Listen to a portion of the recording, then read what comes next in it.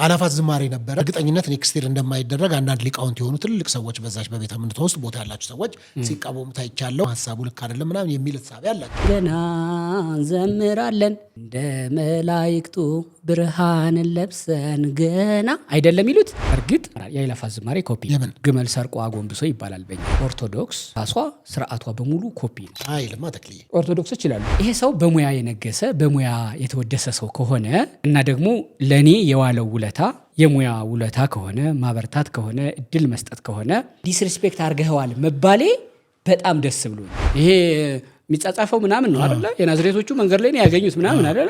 እኔ የቤድ ሩሙ ነው ያለኝ ማሳየት ይችል ነበር እኮ እንደዛ ሽምጥጥ ሲያደርግ እንደዚህ ማሳየት ይችላል። ፈርታ አታውቅም? ፈራለሁ። በጣም ነው የምፈራው። ምን እንዳረኳት አላውቅም። ህገ ወጥና ወንጀለኛ ነው ብላ እኮ እኔን እንድታሰር እንዲፈረድብኝ እኔን እኮ ወንጀለኛ አርጋ እኮ ቪዲዮ ሰርታ አልፈልግም አይደለም ተፈራዋለህ። አለበለዚያ ሶፊ እንረጋጋ። ሰውየው እግር ላይ ሊውደቅ ሲሉ ኧረ እኔ እግር የለኝም የትኛው እግር ላይ ነው የሚወድቁት ያልከው ራስህ ሁለት ሸፋፋ ሁለት ግራግር አለህና አንተ እኔ ልታሸባቀቅ አትሞክር። ከዛ እግረኛው ጋር ሄጄልሃለሁ ዲቫይን ሾው ጋር ሄጄልሃለሁ ጉድህ አለቀልህ ሲመስለኝ በግሬስህ እንዲህ ዝም ብለህ ባለህ ሙላት ምናምን የምትኩራራ ይመስለኝ። አንተ ከፍተኛ የጴንጤ ጥላቻ ኖሮብህ ሰክረሃል። ይታዘበዋል። ፕሮቴስታንት ነው ኦኬ፣ ይሄ ልጅ ሙስሊም ነው እቺ ኦርቶዶክስ እኔ ማር ነው። ዞሮ ፕሮቴስታንቶች ሀገር ያቀኑ ውሃ በሌለበት ውሃ የሰጡ ትልልቅ ሰዎች ነን። መብራት የሌለበት መብራት ወፍጮ ሄደው ያደረጉ እነ መካነ ኢየሱስ እነ ቃለ ሕይወት እነ መሰረተ ክርስቶስ እነ ሙሉ ወንጌል መንገድ የሌለበት መንገድ የሰሩ አረባከ ሁሉ ጊዜ ጸባለ ካንተ ጋር። የኔ ፕሮግራም የእግረኛው ከስሜት ከትንፋሽ ጋር የተጣበቀ ነው ታውቃለህ። የብዙዎቹ ፕሮግራም ደግሞ ተቋም ነው። ሰው አይሸጥም። ከተቋማት ነው የሚነሳው። አደረጃጀት ቋንቋ ሁሉ የካድሬ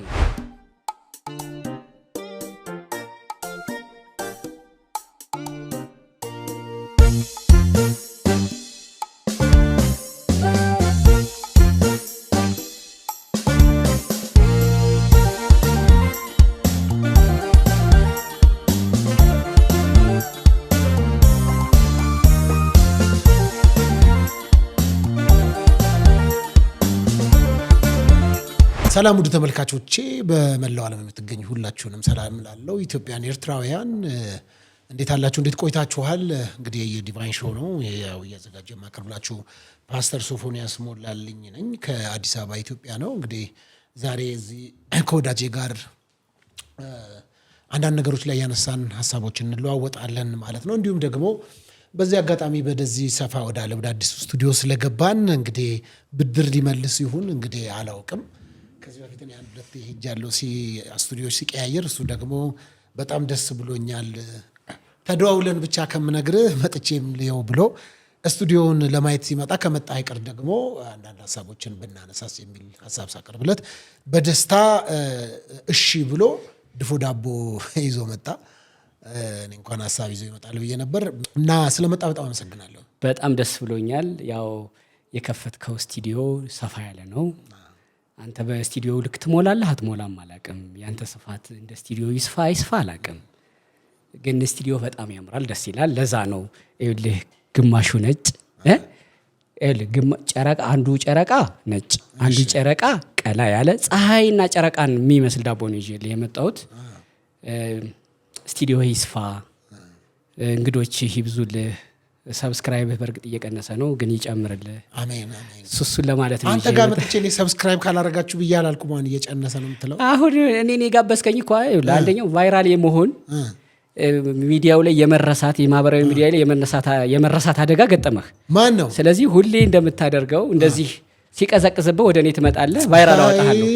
ሰው ያረከው እሱን ነው። መጣሁልህ፣ ተባበርኩ። እንደውም እኔን ተባበርኩ አንተ ተባበርኩ። ምክንያቱም እኔ እሺ ቀጥል። እኔ ሳወራ አፏን ገና እንደምትፈታ ህፃን ያየችውን ሁሉ ማውራት የምትፈልግ ቃል እያዋስካት ምንድን ነው እሺ እያልክ ምናምን የምትላት ልጅ አለች አይደለ? እንደዛ አይነት እየተባልኩ የምደመጥ ሰው ነኝ።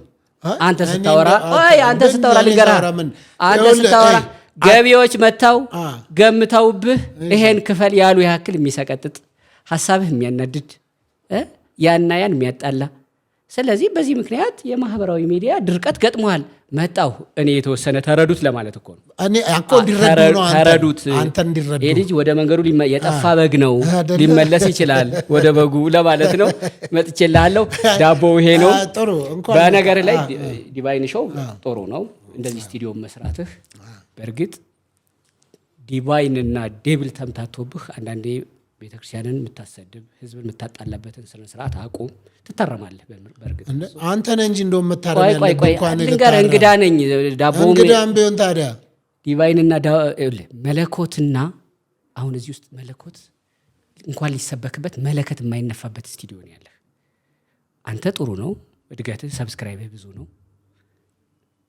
ስለዚህ ከዚህ በኋላ በቤትህ መጥቻለሁ። ትልልቅ ሰዎችም የሚወቅሱህን የሚመክሩህን ስማ። ሃይማኖትና ሃይማኖትን አታጋጭ። ማሳሰቢያ የምሰጥህ በዛሬ ቆይታችን እኔን በግሌን የፈለከውን ያክል አጥራግርገኝ። እኔን በግሌን አጥራግርገኝ። ባለፈው ኢንተርቪው ባለፈው ኢንተርቪው ስለ አድኖ ተናግረህ እኔው እዛ ላይ ከመመልስልህ በሚል ስለ አድኖ ተናግረህ የማይሆን ነገር ማለት ነው። ምን ለምሳሌ ስለዚህ ምን ለምሳሌ ዲቫይንና ዴቪል ተምታቶብህ ከሆነ መጀመሪያ ትራንስሌት አስደርግ። መለኮት ነው ዲቫይን ማለት። አንተ ሌላ ነገር አታውራበት፣ ፍቅር ስበክበት። ይሄን እመክራለሁ ስቱዲዮ መጥቼ እንደው ሌላ ከማውራታችን በፊት ብዬ ነው። ያ ነው ችግር ያንተ። የምን ችግር ነው? እስቲ ስለ አድኖን ምን ብዬ ተናገርኩ? አንዴ እኔ እኮ አንደበቴ የታረመ አንደበቴ የቆረበ ሰው ነኝ። ደግሞ አንተ የሰደብከውን ካንተ ተውሼ ልድገመው እኮ። እስቲ ንገረኝ። እንደው እንዲህ ነው የጣልኩት፣ እንደ ተዋን ነው ያራገፍኩት። ተው ሃይማኖት። እኔ ከሚዲያ ነው የመጣሁት። አሁን የሚዲያ ሰው ነኝ። ምን አውርቼ ስለ አድኖ ማን ኦፍ ጋድ እባክህ ስማ ንገረኛ። ችግሩ የለም። ያን ጊዜ ስለ አድኖ ሳወራ ያናናቀዋል። አልደግመውም። ከፈለክ ቪዲዮን ቆርጬ አመጣልህ ይሆናል እንጂ አምጣ ከፈለክ ስለ አድኖ ቪዲዮ ላይ አስገባዋል። እንደዛ አታድርግ ነው። እኔ አሁን ወንድማዊ ምክር ነኝ ያልኩት። አንተ ጋር መጥቼ ካልኩ መሞገት ስላቃተ በወቅቱ እኔን መንገር እንጂ አቅቶሃል። ያሉ ክርስቲያኖችን አትናገር። መሞገት አቅቶሃል አንተ። ይኸውልህ አሁን እኔ በጣም ሲመስለኝ በግሬስህ እንዲህ ዝም ብለህ ባለህ ሙላት ምናምን የምትኩራራ ይመስለኛል። ግሬስህ ከፎቶ ያለፈ አይደለም። የሚንቀሳቀሰው አንደበትህን መጀመሪያ አሳርመው። አንተ አመክንያዊ ይሁን አምጣ። እስቲ አንድ ነገር አስገባላለሁ ቪዲዮ ላይ። አሁን የዛሬውን አትርሳዋ። ወደ ዳቦው እንግባ። ከዛ እየበላን እናውራ እንመጣለን። ግን ይኸውልህ በዲቫይን ላይ እንግዲህ አንዱ ዲቫይን ሾው ነው አይደለ? በእኔ እንግዲህ ፕሮግራም የተዘጋጀ የሚቀርበው በዲቫይን መልቲሚዲያ ነው የሚተላለፈው የፕሮግራም እና እዛ ላይ ነው የወቀስከኝ። መለኮት ነው። ስለዚህ ምን ችግር አለው? እኔ ዲቫይን ብለህ ስም አወጣህ አይደለ? መለኮት በሚጠራበት ስም የተጠራ ሚዲያ መለኮት እጣን ከርቤ ማወድ አለበት። ተሳስተሃል። ቆይ ኧረ ስማኝ፣ ጠየቅከኝ እኮ ስህተት ውስጥ እኮ ነው ያለኸው። ልትታረም እኮ ነው። ቆይ ልንገርህ፣ ቢያንስ ሀሳቤን ልጠቅልለውና ነው። ካፍ አትቅደም ነው ካላሉ አይሆንም ነው። ገና የማስበውን የልቤን ለሆሳስ የመረዳት አቅም አለህ። ቀድመህ ኦፍ ኮርስ አለህ። በእርግጥ እረዳሃለሁ፣ ይገባኛል። ምክንያቱም ያው ሰውም ያውቃል እኮ ማን እንደሆንክ። ይሄ እኮ የሚከታተለው ሰው ተክለ ሃይማኖት አዳነ ማን ነው የሚለውን ያውቃል። ስለዚህ እኔም አውቃለሁ። እኔ ደግሞ በጥፍ አውቃለሁ። ግን አንተ በምታውቀው ልክ አይደለም ሰው የሚያውቀኝ። በተለየ የሆነ ብቻ እጥፍ ደግሞ ነው ያውቀው። አንተ ቅድም ልበደንዳና ስትለኝ ነበረ። በነገር ላይ ወደዚህ ስቱዲዮ ስገባ ሰው ሁሉ እንዴ አብራችሁ ትሄዳላችሁ እንዴ ሲለን ነበረ። ካፌ እንደው በባዶ ሆድ ከምትገባ ብዬ ሻይ እየጋበዝኩህ ነበር። እሱ ቢሉ ይወጣል እና አብራችሁ ትሄዳላችሁ እንዴ ለምንድን ነው አብረን እንዲህ ስራ ላይ ስናወራ አንተ የተለየ ሀሳብ አለ፣ እኔ የተለየ ሀሳብ አለኝ። ግን የጋራ ሀገር አለን። የዚህ የጽድቅና የኩነኔ ምናምኑ አይደለም። ሲጀምር እኔ ከሚዲያ የመጣሁት አንተ ፓስተር ብለህ ከእምነት ተቋም ነው የምትመጣው አይደል? ከእምነት ተቋም አልመጣሁም። ፓስተር የሚለውን ማውጣት አለብህ መጀመሪያ። እንደዛ ከሆነ ሚዲያ ነው። ከዛ አብረን ማን ሄድ ይመስላቸዋል። እና ዛሬ ተገናኝተናል። ያው ሶፎንያስ ሞላልኝ አንዳንድ ቀን ብቻውን ሲሆን ባር ሲለው አገኘዋለሁ። ሻይ ቡና ምጋብዘዋለሁ። በእርግጥ በርገር ነው የሚወደው እሱ። እኔ ነኝ የምጋብዘው እሱ። ጋባዡን አትጥራው። እና ይሄ እንትን ደስ ብሎኛል። በዚህ ልክ በመስፋትህ ምክርህን እንደ ታላቅ እንደ ወንድም ጋሼ ተቀበለኝ። ወንድም ጋሼ ያንተው ማለት አይደለም፣ እኔን እንደ ወንድም ጋሼ አይተህ ማለት ነው። ስፋ፣ ተስፋፋ፣ አድማስህ ይስፋ። ግን ዲቫይንና ዴብልን ለይ። አንዱ አንተ አሁን የሚያናዳ አይ ቲንክ ዲቫይን የሚለው ስያሜ መሰለኝ አይደለ? ማናደድ ሳይሆን እሱን የሚመጥን ነገር መስራት አለ እኮ። አዎ ግን ምን ታዲያ አንተ የትኩረት ትኩረት አሁን ዛሬም እኔ ልተባበርህ ትንሽ ቫይራል ላውጣው በዚህ ሳምንት ብዬ ነው። ልክ ባለፈው ሳምንት እኔ ቫይራል ችግር ኖሮ የተረሳህ ሲመስልህ ነጠላ ለብሰህ ለቅሶ ብደርሰህ የሚመስለው ሲጀመር አያምርብህም፣ አልተሰጠህማ ጸጋው አይደለም የተረሳህ ሲመስልህ ነው። ከዛስ አዲስ ነገር ጠብቁ ምናምን እንዲህ አይነት በሃይማኖት ቀልጥ ይውል ዲቫይን በሚባል ያንተ ችግር አንደኛ ዲቫይን ሾው ላይ አይደለም፣ ሁለተኛ ነጠላ መልበስ የኢትዮጵያዊ ባህል እንጂ የኦርቶዶክስ አይደለም። አሁን መልበሱ ላይ አይደለም እኮ አሁን ነጠላ መልበስ የሚያናድ ከሆነ ለምሳሌ እኔው መልበሱን አይደለም እኔ ለብርድም ልበሰው ችግር የለም። በነጠላ አንተ ብቻ ለባሽ ያደረገ ነጠላ የኔ ቀኖና ነው ያለች ቤተክርስቲያንም የለችም አባቴ እኮ። ስለዚህ ነጠላ መልበስ ይለምን ነጠላ ነጭ መሆኑ የሰማያዊ ስርዓት ምልክት መሆኑ ነው ቤተክርስቲያን የምትለብሰው እንጂ እኔ ሰማያዊ ምልክት ነው ብዬ ነጠላ ነጭ ነገር እኮ የሳውዲ አረቢያም እኮ ብትሄድ የባህል ልብስ ነው። ምን እሱ ልዩነት አይደለም። ግን አንተ የተረሳክ ሲመስልህ ማህበራዊ ሚዲያ ላይ አቴንሽን ደግሞ እኮ ኮንቴንት ክሬት በማድረግ የሆነ ሐሳብ በመፍጠር ብትመጣ እኮ ችግር የለው። በሰው ሃይማኖት ትመጣና ጠብቁ አንተ ወደ ምን ጠብቁ አልኩኝ። አዲስ ነገር አለ ምናምን ማለት ነው። አዲስ ነገር አለ ታዲያ እኔ ሁሉ ጊዜ አዲስ ነገር አለ። እርድና ከኛ ማለዳ አዲስ ነገር አለ። እርድና ከኛ ተርፎ ነው። እሺ አንተ ጋር ዝቃጩ ነው የደረሰው። እሺ እኔ ሞራ ተው ነጠላ ለብሰህ መዝሙር ምናምን እያልክ ይሄ ልጅ ኦርቶዶክስ ሊሆን ነው እኔ ሆናለሁ ብያለሁ። የምትሰጠው ምልክት ነው። እኔ ሆናለሁ ብያለሁ። ያንተ አካባቢ እምነት ተከታዮች ወይኔ ሶፊ ሊሄድ ነው ምናምን በሚል ያዩኛል።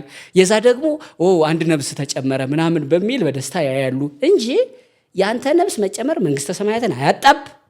ያንተ ነብስ መቅረት ሲኦልን ታዲያ ለምሳሌ አንተ ስታዝን ማን ነው? እኔ ነኝ እኮ የምቆርሰው ታዲያ እንዴት አለ ትችልበታለህ? እንደዚህ መቁረስ ለምን አልቆርስም? እኔ ነው የምቆርሰው። ሲጀመር ለምን ብለህ እንደዚህ በእጅ ነው የምገባው? አንተ እንደ እንትን ባለበት በፊት ለፊት የዳቦ አቆራረጥ ስርዓት ላስተምር በዛው ነገራችን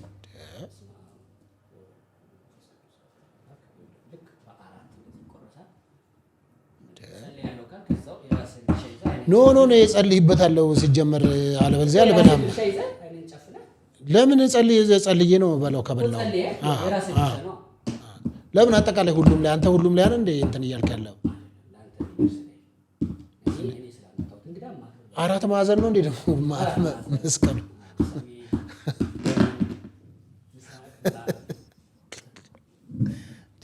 ምንን በማስመልከት ቆይ አሁን ኦኬ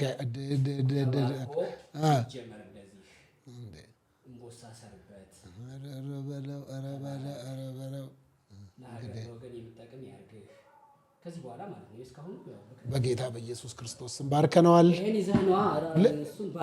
ሌሎች ልጆችም አሉ እና ታዲያ ቢኖራ ታዲያ በጌታ በኢየሱስ ክርስቶስ ስሙ ሲጠራ አንተ ምን አስደነገጠ እኮ? ይኸው በጌታ በኢየሱስ ክርስቶስ ስም በጌታ በኢየሱስ ክርስቶስ ስም ባርኬዋለሁ። የትኛውም እንግዲህ ይሄን የሚበላ ሰው ፈውስ ያገኘው፣ ኃይል ያገኘው፣ ክብር ያገኘው ጌታን ደግሞ ያልቀመሰ ከዚህ ዳቦ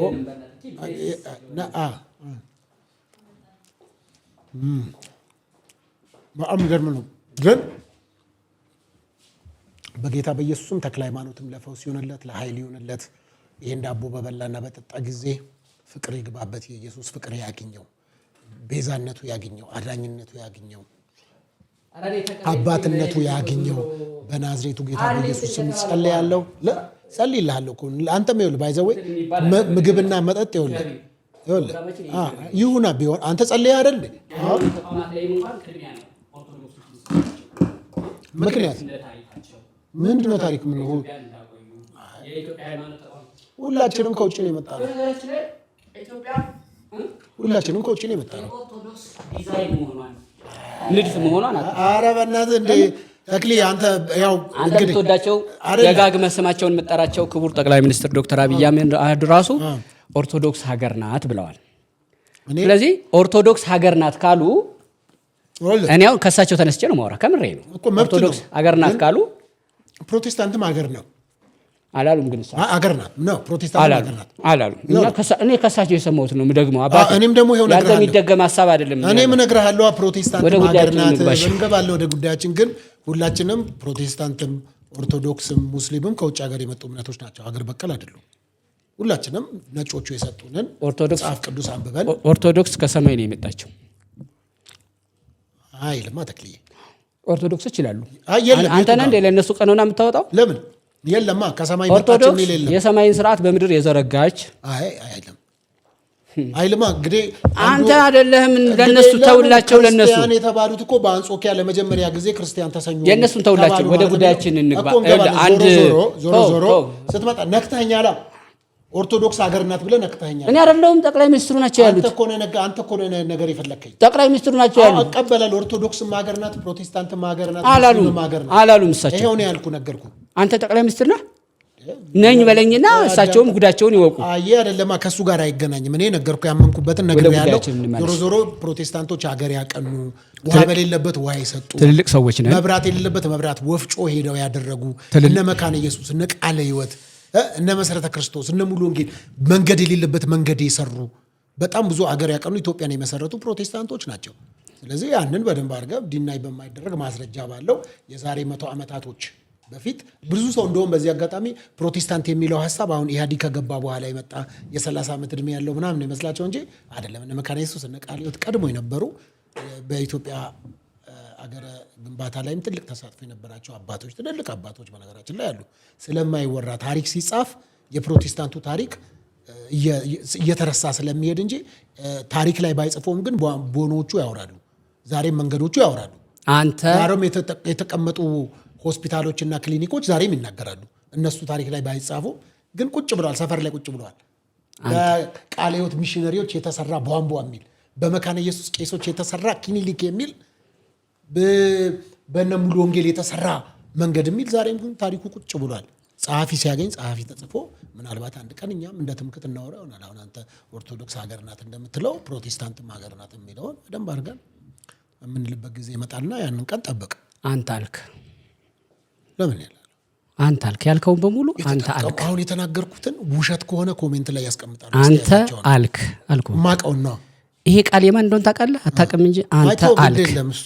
ወደ ጉዳዩ እንግባ። ማህበራዊ ሚዲያችንን በቁም ነገር እኔ እንደ ትልቅ ሰው ሐሳቡ ካሁን አሁን ምን አለ ተክለ ሃይማኖት እንዲህ አለ እንዲህ ሰራ ተብሎ እንደሚደመጥ ሰው ለሀገር፣ ለወገን፣ ለጓደኞቻችን የሚጠቅም ሐሳብ ብንሰራ ምን ይመስልሃል?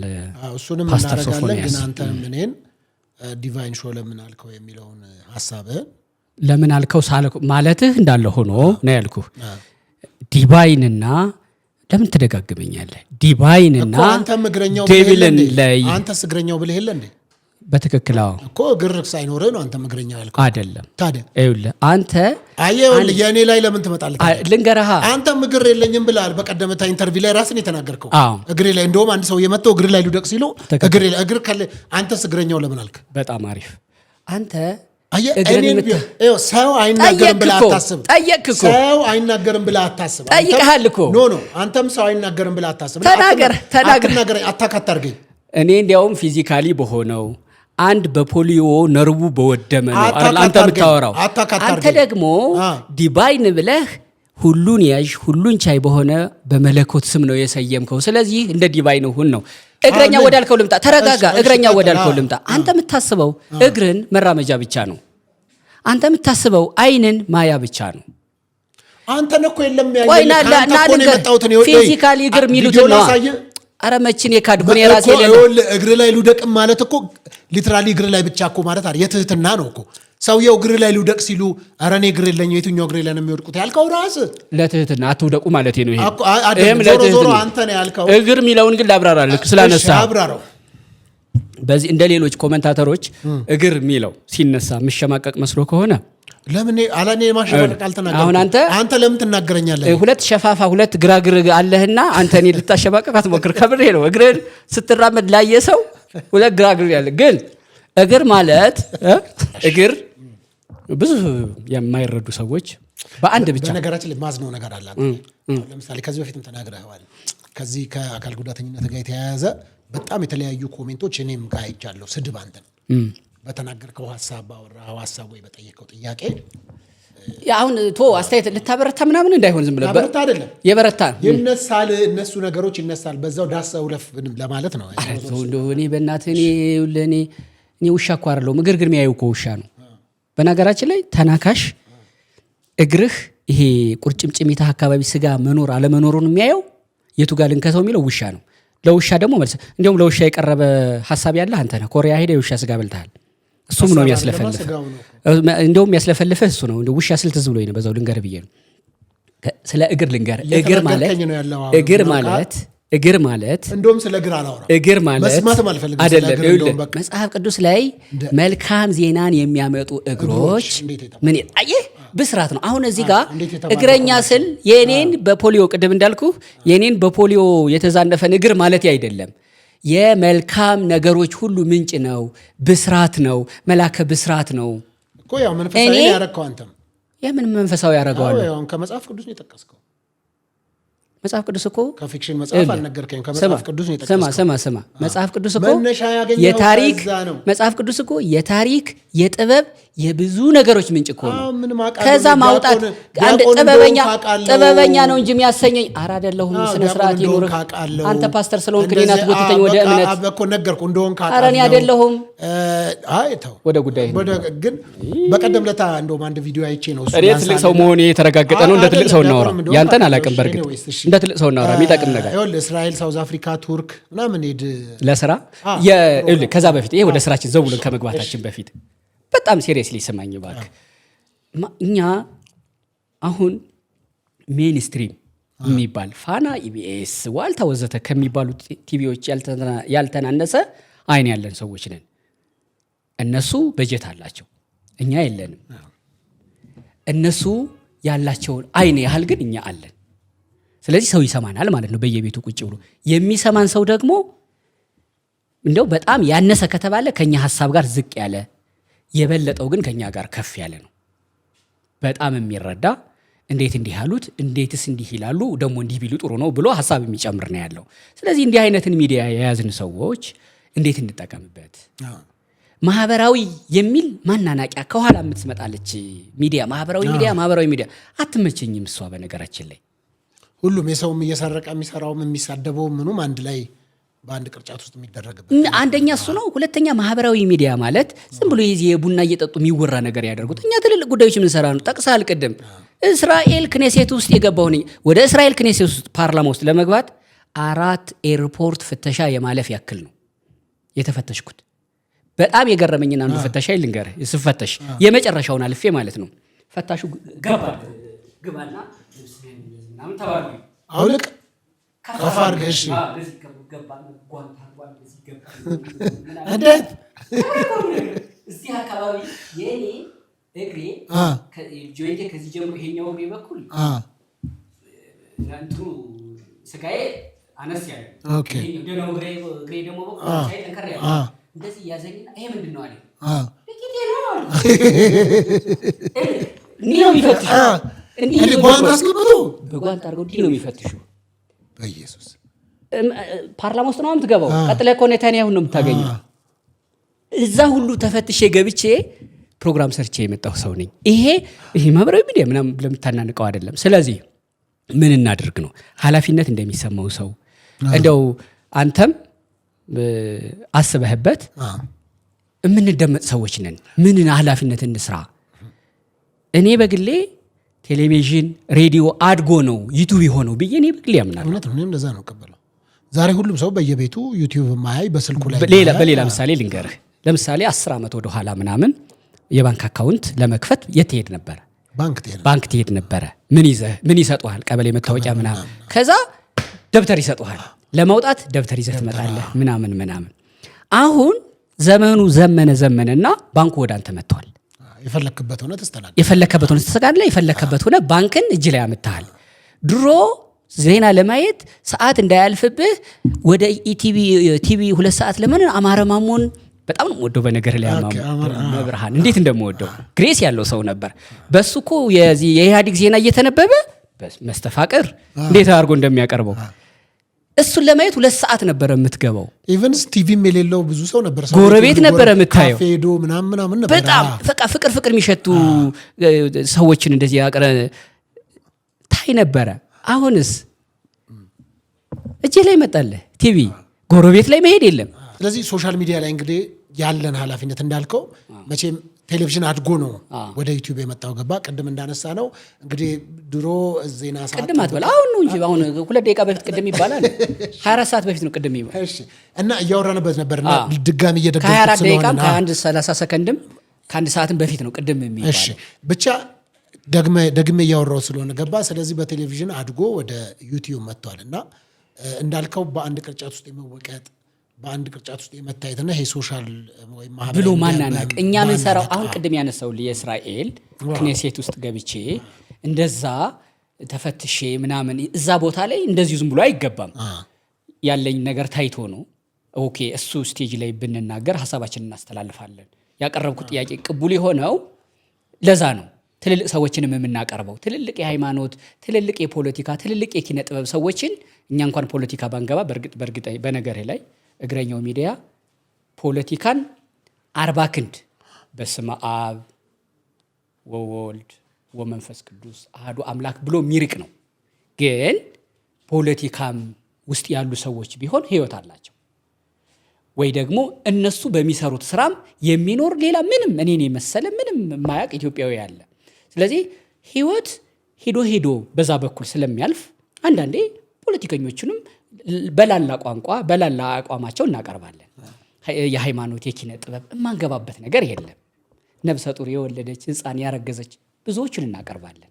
ይሄ ሁሉ የሚሆነው ይሄ ሁሉ የምናቀርበው የምንሰራው የኢትዮጵያን የውሎ ማደር የሚያሳይ ነው። እንዲያውም አንዳንድ ጊዜ የግል መሆናችን ብዙ ነፃነት አለን። ይሄ ኤዲቶሪያል ምናምን የሚባል እንትን አይለንም። ብቻ ህግ የሚባል ነገር አንጣስ እንጂ ማለት ነው። ለዛ እኮ ነው እኛ ጋር በተወሰነ ደረጃም ቢሆን ፕሮግራም ስንሰራ ኦኬ ፊት ለፊት መተው እንኳን ሲያወሩን አይ ይሄን ወደ ሚዲያ ይዘን አንወጣም፣ ይሄ ለእናንተ ለነገ ህይወታችሁ ብለን እናስባለን። እነሱ እንኳን እየፈለጉት ማለት ነው። እኛ እንመክራለን። አንዳንድ በጣም ጸያፍ ነገሮች ደግሞ ሲነገርብን ሚዲያችን ላይ እንዴ እነማን ነበሩ ከማን ፊት ጋር ሆኖ ነው ይሄን ያወራው እኮ መባል አለ እንልና እናርማለን። ይሄ ትልቅ ኃላፊነት ነው። እኔ ራሴን የማየው በዚህ ደረጃ ነው አሁን። ስለዚህ እንዲህ አይነቱን ማህበራዊ ሚዲያ ማህበራዊ በሚል ማቃለያ ብቻ ሳይሆን በርግጥ በፊት ማህበራዊ ነበር እንለዋለን ዝም ብሎ። አሁን ግን ከሚኒስትሪም ያልተናነሰ ይታያል። እግረኛው ላይ የሚቀርቡ ቪዲዮዎች በንጽጽር ኢቲቪም ፋናም ሌላም ጋር ስታያቸው በሚታይ መንገድ የዩቲዩብ ደግሞ ደስ የሚለው እንደ ኢቲቪ አይደለም። በሚታይ መንገድ የሚያየን ሰው አለ፣ ቁጭ ብሎ ጊዜውን ገንዘቡን ከፍሎ የሚያየን ሰው አለ። ስለዚህ ኃላፊነት ሊሰማን ይገባል። ወደ ምን እናሳድገው፣ ምን እንስራ። እኔ ደስ ይለኛል መንገድ ላይ ሲሄድ እግረኛውን አያችሁት ተክልዬ ሲሉ ደስ ይለኛል። ይሄ የስራዬ ውጤት ነው። እንዲህ ምባለው ስለምሰራ ነው። ደግሞ አንዳንዴ ደግሞ ምወቀሰውም አለ። ደግሞ ያን ጊዜ ደግሞ ባልጠበቅነህ መንገድ አገኘነህ። በእርግጥ እነሱ በገባቸው ነው እንጂ እነሱ በጠበቁኝ ስላላገኙኝ አይደለም። ግን ያም ሆነ ይሄ የብዙ ሰዎችን ጉዳይ ይዘን እየመጣን ነው። በኃላፊነት ነው ምንሰራው። ትልልቅ ጉዳዮችን ነው ምንሰራው። አንደኛ ይሄ ማህበራዊ ሚዲያ እንደዚህ ብሎ ባንቃለል። በተለይ የመንግስት ትልቅ ተቋማት ደብዳቤ ጻፍ ይሉኛል ስጠይቃቸው ለኢንተርቪው ጥያቄዎች ላክ ይሉኛል። ጥያቄ አልክም እኔ በነገራችን ላይ ለየት በጣም ትልልቅ ሰዎች ስማቸውን ማልጠቅስልህ ለኢንተርቪው ፈቃደኛ ሆነው 2 ቀን 3 ቀን ሲቀረው እስኪ ጥያቄዎችን 1-2 ለላክልኝ ይሉኛል። እኔ 1-2 ጥያቄ የለኝም አውዱን ነው ምልከው እላቸዋለሁ። ምክንያቱም ጥያቄ ላክ ማለት ሞኖሎግ ነው የሚሆነው። ከአንደኛው ጀምረህ አራተኛውን በፊት አንድ ሰው እንደዚህ በሆነ ብቻ ላኩለትና መጣ። ጥያቄው ልከለት ማለት ጥያቄ አልክም የሚል አቋም ሁሉ የደረስኩበት ከዚህ ሰው በመነሳት ነው። የበፊት ነው ማወራ። ላኩለት መጣ። አባቴ ከፊት ለፊት እንደዚህ ደገፍ አድርጎ ይዞት ኖት አድርጎ እንዲህ አስቀምጦልሃል እንዲህ ጠይቋል። እኔ አንተን ለኢንተርቪው ስጠራ የማወራበትን ጉዳይ ነው እንጂ ማቀው ቅደም ተከተሉን አላውቀው። ምክንያቱም በመሃል ምን እንደምትለኝ አላውቅም። 9ኛውን ወደ 2ኛው ልቀላቅለው ይችላል። አንተ ስትቀላቅልብኝ ፎሎ አፕ ጥያቄ አመነጫ። ከዛ እንደዛ መጣብኝና መሃል ላይ አንድ ጥያቄ ጠይቁት። ያን እሱን በሌላ ጊዜ በደንብ ተዘጋጅተንበት ከነጥቡ አታስወጣኝ ምናምን አለኝ። ያን ቪዲዮ ጣልኩት፣ አላስተላለፍኩት።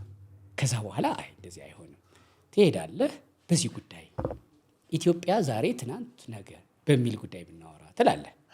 በመሀል አንተ ስም ሊጠቀስ ይችላል ኢትዮጵያዊ ስለሆነ እስካሁን አልቀየርክም ይመስለኛል። ሌሎችም እንደዛ ሊወራ ይችላል እንጂ ጥያቄ አለክ። ወጣም ወረደ እኛ በዚህ ደረጃ ነው ያለ ነው። አሁን ይሄ ራስን እንትን ለማለት ምናምን አይደለም። ኃላፊነት ሊሰማን ይገባል። ኃላፊነት ተሰምቶን እየሰራ ነው። ሌሎቹም በዚህ ዘርፍ ያለን ወደ አንድ ብንመጣ የምንሰራውን ስራ ያወቅን ብንሰራ እኛ ሪአክት አይደለም የምንሰራው አይደለም። ያወቁ ያነበቡ የደረሱ ሰዎችን ነው የምናቀርበው። ባለታሪኮቹን ነው በህይወታቸው ተደማጭ የሆኑ ሰዎችን ነው የምናቀርበው። ስለዚህ የሆነ ህብረትም ቢኖረው የተጠያቂነትም ሁኔታ ቢኖረው በዚህም አጋጣሚ እንደዚህ ዩቲዩብ ላይ እያስተላለፉ ያሉ ቋሚ የሆነ በተለይ ደግሞ ቀጣይነት ያለው ፕሮግራም እየሰሩ ረጅም ጊዜ ሶሻል ሚዲያ ላይ የምናውቃቸው ይሄ በተለይ ዩቲዩብን በተመለከተ አንዳንድ ሰዎች ከኛ ጋር ህብረት ማድረግ የሚፈልጉም በዚህ አጋጣሚ መጥተው ከኛ ጋር ሁለተኛ ይህንን የዩቲዩብ ፕሮግራም ከገንዘብ አንጻር ብቻ የሚመለከቱት አሉ። ልክ እንደ አንድ የስራ ዘርፍ ሆኖ ከገንዘብ አንጻር ለገንዘብ ብላችሁ አንተንም ለሽርፍራፊ ቪው ምናምን የሚሉት ነገር አንተንም ሲያነሱ አይቻለሁ። እኔ ጋር የሚጽፉታል ተመሳሳይ አይነት ነገሮች ስላሉ እውነት ተክልዬ ለገንዘብ ብለህ ነው የምትሰራው?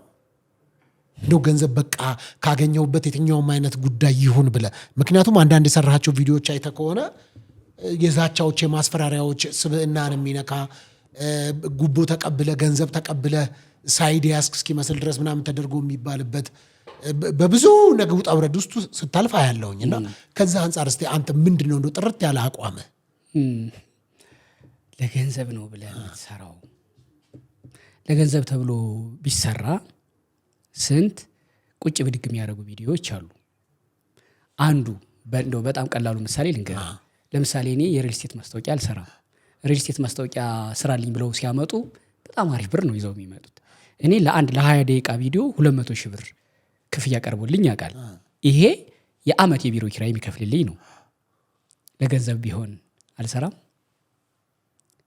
የኛ የገንዘብ ምንጭ ማስታወቂያ ምናምን ነው አይደለ? በአብዛኛው ከዛ በኋላ ነው ቪው ምናምን። አሁን ኢትዮጵያ ውስጥ 1 ሚሊዮን ቢታይልህ 1 ሳንቲም አይቆጥርም። በጣም ብዙ ሀሰል አለው። ለገንዘብ ብሎ የሚሰራ ቢሆን ገንዘብ ይዞ የመጣን ሰው አትመልስም። ገባ? ነገር ግን እንዲህ አይነት ሙያ ላይ ስትመጣ ራስህን አክብረህ የራስህን ሐሳብ ጨምረህ የሰዎችንም ሐሳብ አክብረህ ስትሰራ ሙያው ራሱ እያከበረህ ይመጣና መልሶ በሌላ መንገድ የተከበረ ክፍያ ይስከፍልሃል። እኔ የሚዲያን ስራ ወደዚህ ስገባ ሌላ ገንዘብ የማገኝበት ስራ ግን የማልወደው ነበረ። ይህኔ ጓደኞቼ እንደውም የሆነ በተለያየ ህይወት ምናምን ደምቀው አያቸዋለሁ ሌላ ስራ የሚሰሩ ግን አይደለም። በምወደው ስራ ትንሽ መጥቶ የመጣበት መንገድ ሲያዝናናህ ነው ስራ ማለት። ሳያስወቅስህ ሲቀር ነው። እሱ እንዲህ አድርጎኝ የሆነ ቦታ ገብተህ የሆነ ኃላፊ ሆነህ የሆነን አሻሽጠህ የሆነን ስራውን ቀምተህ አይደለም። ስለዚህ እኔ ገንዘብ ለገንዘብ ብዬ ብሰራ አንደኛ እንዲህ አይነት ገንዘብ ይዘው የመጡ ማስታወቂያ ስራልን የሚሉ ሰዎችን አልመልስም። ምክንያቱም ብር ነው። ለገንዘብ ብዬ ዩቲዩብ ቪዲዮ ምሰራ ቢሆን በእንዲህ አይነት መንገድ አይደለም የምታገኘኝ። እኔ እኮ ወር ሁሉ እኮ ላልሰራ እችላለሁ። ጉዳይ ጠፍቶ ነው እንዴ? ደግሞ ካመንኩበት ደቡብ አፍሪካ፣ እስራኤል ልሄድ ይችላለሁ። ያ ቪውን ስለማላቀው እኮ አይደለም። ፕሮፋይል ስለሆነ ነው፣ ስለማምንበት ነው ጉዳዩ የምጠበቅበት ስለሆነ ማለት ነው። ለገንዘብ ተብሎ ፕራይመርሊ ለገንዘብ ብዬ ቪዲዮ ሰርቼ አላቅም። ግን አክብሬ ወድጄው ስለምሰራው የምትወደውን ነገር ስትሰራ በዛ መንገድ ከሚመጣው ገንዘብ ይልቅ የሚያረካህ ምን እንደሆነ ታውቃለህ? የምትወደውን ነገር ነው የምትሰራው፣ በዛ ትረካለህ። ደግሞ የምትወደውን ነገር ስለምትሰራ አድምተህ ነው የምትሰራው፣ ስራህም ይደምቃል። እኔ የማምነው እንደዚህ ነው። በዚህ ያክል ደረጃ ታዲያ አሁን አንተ የምትል ከሆነ እንደዚህ በማክበር ራስንም ከማክበር አንጻር የሙያውንም ኤቲክስ ከማክበር አንተ ደግሞ በዚህኛው ብቻ አይደለም እኮ በማይታየው በሬዲዮውም ዓለም ለረጅም ጊዜ ስለሰራህ ሚዲያ ላይ የቆየህም ሰው ስለሆንክ ከዛ ደግሞ ወደ እግረኛውም ስትመጣ ብዙ አይነት ፕሮግራሞችን እንደዳሰሰ ሰው እንደው ግን በዚህ ምክንያት ዛቻ፣ የማስፈራራት ይሄንን ፕሮግራም ወይም ደግሞ እኔ ምን ገጥሞኝ ያውቃል? የሆነ ሰው ይመጣና አንተ ጋር ይቀርጻል። ከዛ እግረኛው ጋር ሄጄልሃለሁ፣ ዲቫይን ሾው ጋር ሄጄልሃለሁ፣ ጉድህ አለቀልህ መደራደሪያ የሚያደርጉ ማስፈራሪያ ሁለት ነው ጉዳዩ። መደራደሪያና ማስፈራሪያ ይለያያል እኮ። አንዱ ማስፈራሪያ አንዱ መደራደሪያ የሚያደርገው አለ፣ አንዱ ደግሞ እንደ ማስፈራሪያ የሚመጣ አለ። ከዛ ይሄን የቀረጽከው ፕሮግራም አለ፣ ይሄን ፕሮግራም አታስተላልፍ፣ ከአንተ ጋር በገንዘብ እንነጋገርና ፕሮግራም እንዝጋለን ምናምን የሚሉ ሰዎች ማአት እንዲህ አይነት ነገር ማአት ገጠመኝ። $1 ሚሊዮን ስራ መጥቶ ነበር። የሚገርም $1 ሚሊዮን ነው ማለት እንዴት? ቆይ ልንገርህ፣ አንድ አመት ሊሆነው ነው። በሆነ ስራ የሚያቀኝ ሰው ነው። አንዲት እዚህ ኢትዮጵያ ውስጥ ያለች በጣም ታዋቂ ከባለስልጣናትም ጎን አንዳንዴም ከፊት መንገድ እየመራች የምትታይ ሰው ናት አሉ። እና ለአንድ ባለሀብት $1 አካውንት ልክፈትልህ ምናምን ትልና $1 ሚሊዮን ወደ ሲቀየር ወደ $1 ሚሊዮን የሚሆን ብር ቀበለውና ትበለዋለች ማለት ነው። ስራው ህገወጥ ነው። የኢትዮጵያን ብር ህገወጥ በሆነ መንገድ ወደ $1 ማሸሽ ነው። ስለዚህ እሱ ሊጠይቃት አይችልም። ቀድሞ ነገር የሚሰራው ህገወጥ ስለሆነ እሷም እችን ታውቃለች። ደግሞ መከታም አላት። የሆነ ታያለው ምናምን ትላለች። እነግርሃለሁ በኋላ አንዳንድ ከሆነ በሆነ አጋጣሚ ከጠቅላይ ሚኒስትሩ ጋር ፎቶ፣ በሆነ አጋጣሚ ከከንቲባዋ ጋር፣ በሆነ አጋጣሚ ከጀነራሉ ጋር ፎቶ ምናምን ይነሱና ሁሌ የመሸታ ቤት ጓደኞቻቸው አስመስለው የሚያወሩ ሰዎች አሉ። እንደዚህ ማስፈራሪያ እና እሷ እንደዛ ናት። በኋላ ቢለምን አትሰጠውም። አካውንት ከፍቼልሃለሁ የሆነ ምናምን ሀገር ኳላላምፑር ነው ምናምን ነው ያለችው። የለም አካውንቱ። በኋላ መጣ እኔ ጋር መጣና እንደዚህ ተብዬ አለኝ። ከዛስ ምንድነው የምትፈልገው አሁን? አይ እኔ ማስረጃውን ሰጥቼህ ወደ እሷ ብር ትራንስፈር ያደረገበትን ማስረጃው ምናምኑ ሰጥቼህ ከዛ እሷ ሚዲያ ስለምትፈራ ጨዋታው ሚዲያ ስለምትፈራ ደሞ እግረኛው ምናምን አለኝ። ከዛ ትደውልላታለህ ምን ብዬ እንደዚህ ብሩን በልተሽዋል ትመልሽለታለሽ አትመልሽለትም ወይ ብለህ ከዛ እንዲህ ስትላት በእርግጠኝነት ብሩን ትመልስልኛለች፣ ላንተም የሚገባህ ምናምን አረባከ ቹቹቹቹ ያለው። ከዛ ከዚህኛው ጋር መጣላት አልፈልግም። ቀላል ብር አይደለም እንትን እያለ ያለው ተበድሎም ስለመጣ የተበዳይ ሜንታሊቲ ነው ያለው። ቢሆንም መጣላት አልፈልግም። ከዛ አይ እንደሱ አይደለም አልኩት። ባይሆን አንተና ማስረጃዎችህን ያዝ፣ ራስ ቅረብ። ከዛ አንተ ዶክመንት ትሆነኛለህ። ሴትዮዋን መደወል ሳይሆን እስኪ እንደው አንዴ ወደ ቢሮ ብቅ ይበሉ ብዬ ያንተን ቪዲዮ ከፍቼ አሳያታለሁ። እዴ እሱም አይሆንም፣ እንደዛ ካልኩማ አደጋ ነው ምናምን አለኝ። እኔ ደውዬ ስነግራት አደጋ አይታይህም? ይኸውልህ በነገርህ ላይ ሌባ ሲሰርቅ ድንገት ከደረስክ ባለቤቱ ሁን አቱን የቤቱ አያገባውም። ካየኸው ብቻ ጠላቱ ነህ፣ ምስክር ነህ አንተ። እኔ ሁለቱ እሷ ሴትዮ የእሱን ብር ስትወስድ ምናምን ሁለቱ ይተዋወቃሉ። እኔ የአይን ምስክር፣ እኔ ደግሞ ሚዲያ ላይ ሆኜ እቺ ሴትዮ ከሱ ይልቅ ጠላቷ ነኝ እና እኔ በዚህ ህይወት ውስጥ ምገባው ምንድን ነኝ? መጥቶ የነበረው ብር ግን አስበው። አንደኛ ይሄ ሁለት ሐሳብ የያዘ ነው በነገር ላይ። አንደኛ መደለያ ነበረው፣ ሁለተኛ ደግሞ እግረኛውን ማስፈራሪያ መጠቀም አለ። ይደውሉና በጣም በቅርብ የሆነ ተመሳሳይ ታሪክ፣ እንደው ታሪኩን አልገልጽልህም፣ ግን ተመሳሳይ ነገር ገጥሞኛል። ለቀረጻ 10 ሰዓት ቀጥሬያት የደረሽ ብዬ 9:30 ስደውል እግሬ ላይ እኮ መጥቶ እንደዚህ ይቅርበኝ ምናምን አለኝ አለች። ገባኝ። እኔ አምኛት ነበር እውነት ለመናገር። ተበዳይ ናት፣ እያለቀሰች ነው የምታወራው ምናምን፣ ከውጭ ነው የመጣችው።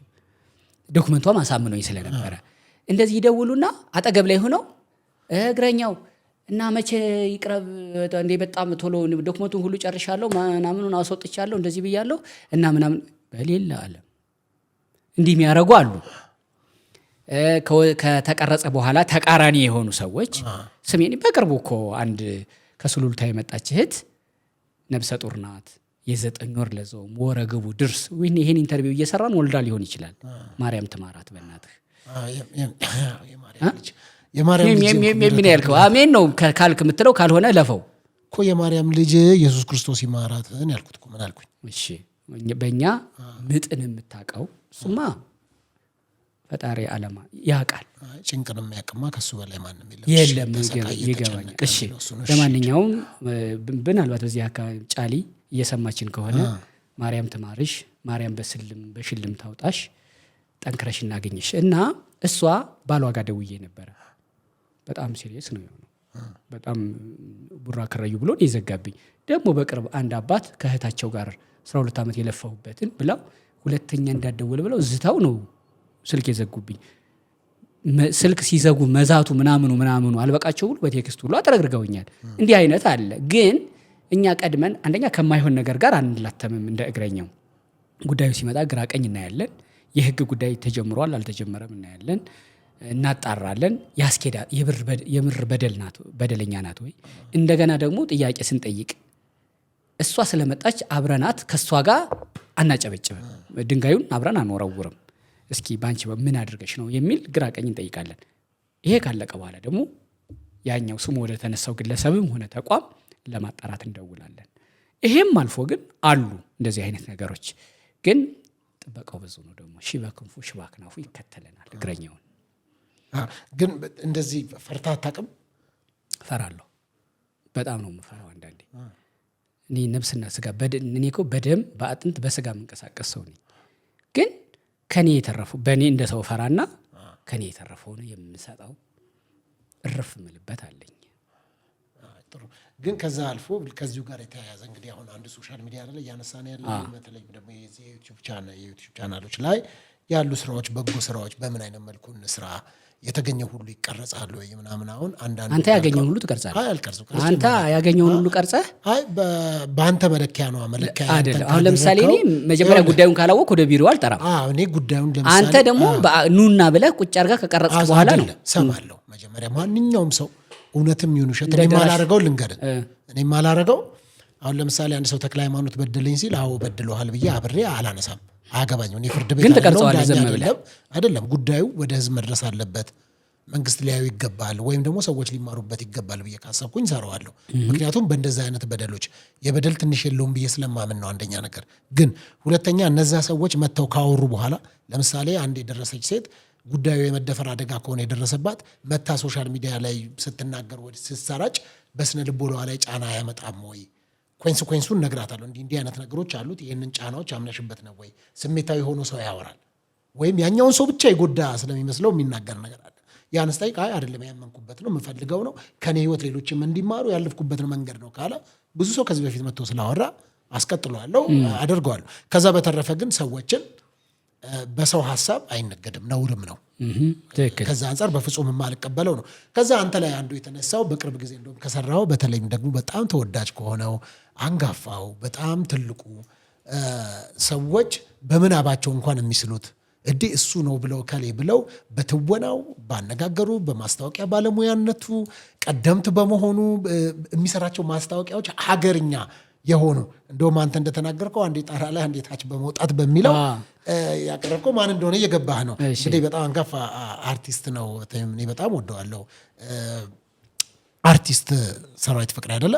እሱን አነሳህና ከዛ ሁለት የተቃረነ ሰዎች ነበሩ። ኮሜንቶችን ማየት ከሆነ አላቅም፣ አስተያየቶች ቪዲዮ የሰሩብህም ሰዎች በጣም ብዙ አይቻለሁኝ። እና ያም ደግሞ ዛሬ ገና ለተክለ ሃይማኖት ወሳኝ ሰው አገኘ፣ ልክ ልኩን ነገረው። ከዛ ደግሞ ሲቀጥል ደግሞ እንዴት አያከብረውም?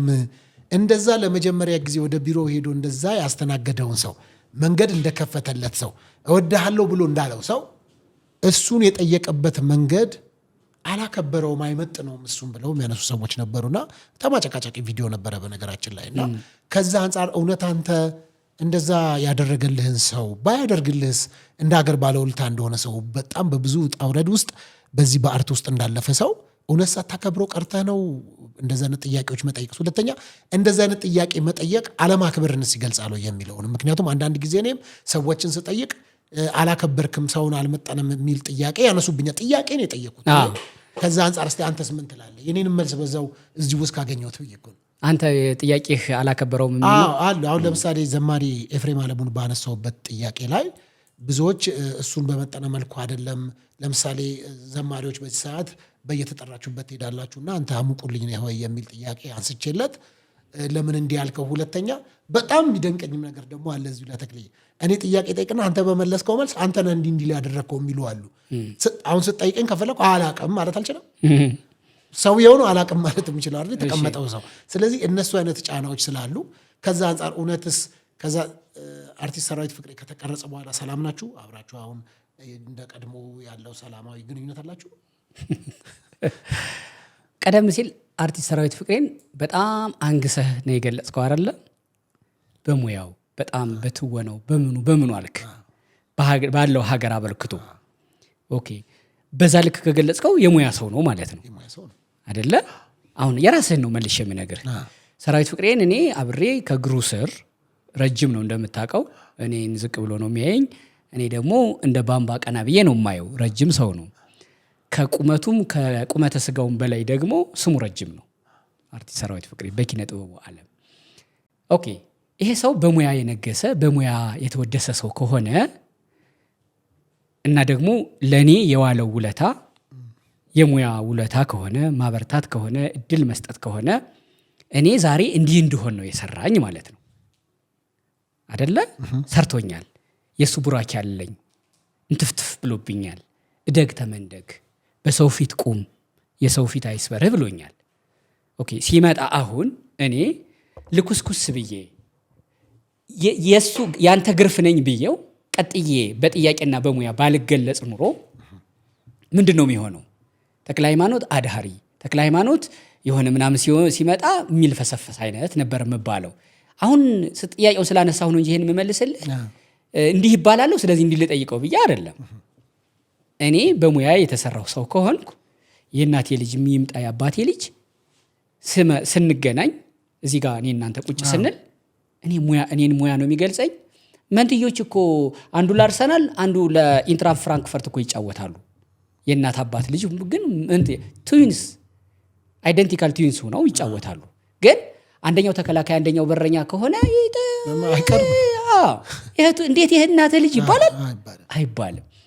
እኔ ሰርሽ ሲመጣ ሰርሽ የሙያ አጎቴ ነው፣ የሙያ አባቴ ነው። ዝምድናው ብዙ ነው በሙያ።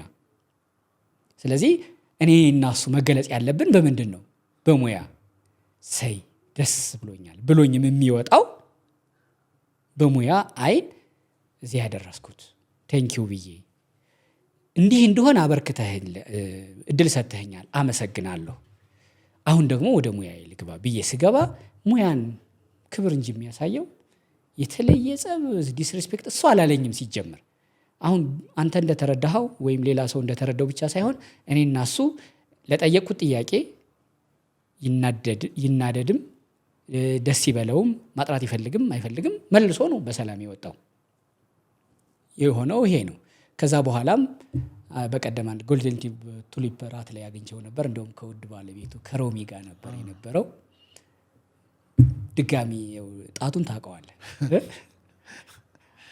በአንዱ ጣቱ እንዲነክቶ አንደኛው ጣቱ እንደዚህ እስኪል ሁለት ሶስት ሰው እያለፈ ነው የሚመስል። ረጃጅም ናቸው። እንደዚህ እንዳበስ አድርገኝ ተክልሽ ደህና ነው ብለኝ ሄዱ። ቪዲዮ ከወጣ በኋላ ማለት ነው። እና እንደዛ መባሌ እኔ ዲስሪስፔክት አድርገኸዋል መባሌ በጣም ደስ ብሎኛል። ምክንያቱም ሰርሽ በጣም የሚከበር ሰው ነው ማለት ነው። በእኔ ዝቅ ማለት እሱ የእሱ ከፍታ አሁንም እየተነገረ ከሆነ ደስ ይለኛል። ምክንያቱም እኔም እሱ እንዲደምቅ ነው። እኔ ደብዝዤ እሱ እንዲንቦገቦግ ነው የምፈልገው። ግን ታዲያ እዚህ ላይ ለምንድን ነው በተደጋጋሚ አንተ ላይ ታዲያ እንዲህ አይነት ነገሮች በሰራሃቸው ፕሮግራም ሁል ጊዜ ጸብ አለ ከአንተ ጋር ሁል ጊዜ እንትላለ? እንደውም የምታስታውስ ከሆነ ብከፍትልህ ራሱና ባሳይህ ይህን ሀሳብ እንደዚህ ለምንድን ነው ተክለ ሃይማኖት ጋር ሁል ጊዜ ወቀሳ ሁል ጊዜ ነገር ለምንድን ነው የሚገናኘው? አይ ከተወቀስኩ በኋላም እኮ የተወደስኩባቸው በጣም ብዙዎች አሉ። እሱንም አነሳልሃለሁ። ግን እሱንም ተወድሰ ሳይሆን መከራከሪያ ፖይንት አለኝ እዛ ላይም። ግን ይሄ ላሰማህ እንግዲህ ዛሬ የኢንፎርማቲቭ ኮንቴንት ይዤ አይደለም የመጣሁት። እንግዲህ ከትናንትና ጀምሮ ይመስለኛል በርካታ ሰዎች እግረኛው ሚዲያ እንደዚህ ብሏል እንደዛ መልስ ስጪ ስትሉኝ ነበረ። ጊዜም አላገኘሁም፣ ብዙም ትኩረት አልሰጠሁትም ነበር። በርካታ ሰው ግን ዛሬም ሲደውልልኝ ስለነበር አሁን ነው ጊዜ አግኝቼ። መጀመሪያ ደረጃ ትኩረትም አልሰጠችም።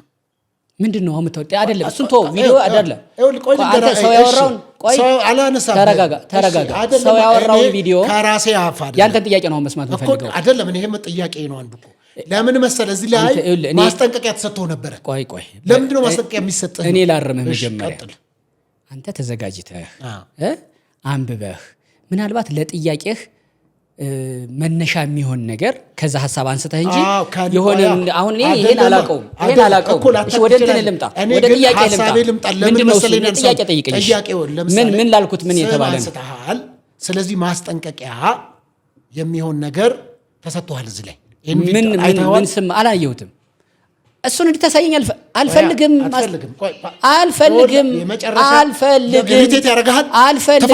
አይደለም ሶፊ፣ ተረጋጋ። አጠያየቅ ላስተምርህ መጀመሪያ። ለምን ትጨነቃለህ? እቺ ሴት ያለችው ስሜን አንስተሃል፣ ከዚህ በፊት ሰብስክራይብስ አንሱበት ብላለች። ማን ትባላለች? የህግ ጠበቃ ናት። ማን ትባላለች? ስሟንም አላውቀውም። ሰብለ ነው ምናምን የምትባል ሰብለ። እሺ እኔ ስሟንም አላውቀውም። ድንገት ቪዲዮ ሰዎች የላኩልኝና አየሁትና ከዛ እንደውም ፔጅ ላይ ሳየው አጣሁት ይመስለኛል ቪዲዮውን። አላውቅም። አሁን አንተ የምትለኝ ቪዲዮ እኔ አላየሁም፣ አልሰማሁም። ጥያቄህን ግን ጠይቀኝ። ምንድን ነው እያልከኝ ያለኸው? ማስጠንቀቂያ ተሰጥቷል። ምን አረክ ብላኝ? ይኸው ሰብስክራይብ አንሱ ብላለች ብለህ ባላልኩበት ሁኔታ ስሜን አንስተሃል። ስለዚህ በዚህ 24 ሰዓት ውስጥ የይቅርታ ቪዲዮ የማትሰራ ከሆነ ችግር ውስጥ ትገባለህ ነው።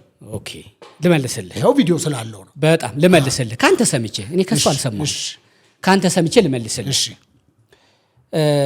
ሲመስለኝ የቆየ ቪዲዮ ላይ እኛ አይደለንም ወይ እሱን ሼር ሰብስክራይብ እያደረግን እዚህ ያደረስ ነው። ስለዚህ አንሰብስክራይብ እናድርግ የሚል ዘመቻ አስጀምራብኝ ነበረ። የህግ ማማከርና ጠበቃ አገልግሎት እሰጣለሁ የምትለዋ ሰብለ አሰፋ ይሄን የተመለከተ አንድ መልስ ቪዲዮ ላይ ሰጥቼ ነበር። ለእንትን መልስ የሰጠሁበት ላይ ነው። እዛ ላይ እኔ ያላልኩትም ብላለች፣ ስለዚህ ስሜን አጥፍተሃል ብላ ማስጠንቀቂያ ሰጥታለች ከሆነ እያልከኝ ያለው ይሄኛውን ተወውና ስላልሰማሁት እንደዛ ከሆነ እያለች እንደውም አንሰብስክራይብ ማድርጉ ማለት ችግር የለውም፣ እኔም ሰብስክራይብ አድርጉኝ እያልኩ እሷም እያለች መቀጠል ይቻላል፣ ጉዳት የለውም። በጣም የሚገርምህ ነገር ላሰማህ እችላለሁ ወይ ቪዲዮ ላይ አድርጌ ለአንተም ለተመልካቾችም ላሳያቸው እችላለሁ። እርምጃ ይወሰድበት ብላ በሌላ ቪዲዮ ሰርታብኛለች። አንዲት የ3 ልጆች እናት ሰርካለም የምትባል እኔ ኢንተርቪው ሰርቻት ነበር፣ እሷንም ልጇንም። ይሄን ልጅ ቁጭ አድርጎ ስቱዲዮ ውስጥ ኢንተርቪው የትልቅ ሰው ጥያቄ እየጠየቀ የትልቅ ሰው ወሬ ስለሚያወራ የትልቅ ሰው ጥያቄ እየጠየቁ ኢንተርቪው ሰርቼዋለሁ። ደግሞ ባሳዳጊው በእናቱ ፈቃድ አብሮኝ ይቅረብ ለምስክር የሆነውን ይናገር ብላ እናት ይዘው መታ ኢንተርቪው ሰርቻለሁ። ያን ቪዲዮ ወሰደችና ህጉ እርምት ሊወስድበት ይገባል፣ ህገ ወጥና ወንጀለኛ ነው ብላ ኮኔን እንድታሰር እንዲፈረድብኝ እኔን እኮ ወንጀለኛ አርጋ እኮ ቪዲዮ ሰርታለች። እኔ እኮ ቀላሉን ነገር ነው ያልኩት እዛ ቪዲዮ ላይ። እኔ ይቅርታ አድርግልኝ ምን እንዳረኳት አላውቅም። ከሷ ጋር የአይነ ውሃ ለአይነ ውሃ የእጅ ለእጅ ሰላምታ የለንም። አንድም ቀን እንዴት አደርሽ ብዬ እግዚአብሔር ይመስገን ብላኝ እግዚአብሔርን እንኳን አስመስግኝባት አላውቅም።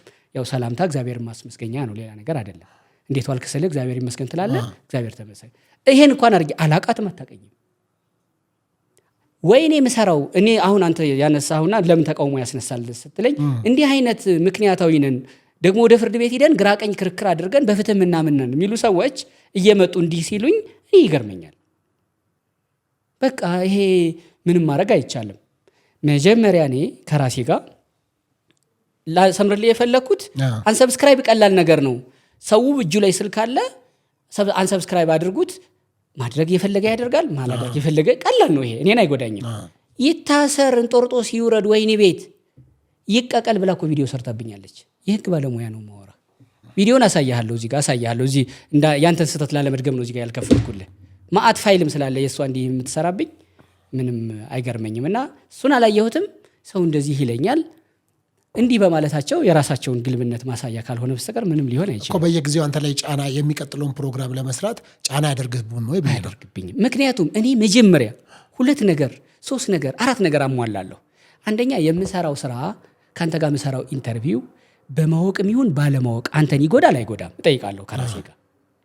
ሁለተኛ ቁጭ ብዬ ይሄን ቪዲዮ የምሰራው አንተን ለመጉዳት ነው ወይስ ለመጥቀም ነው?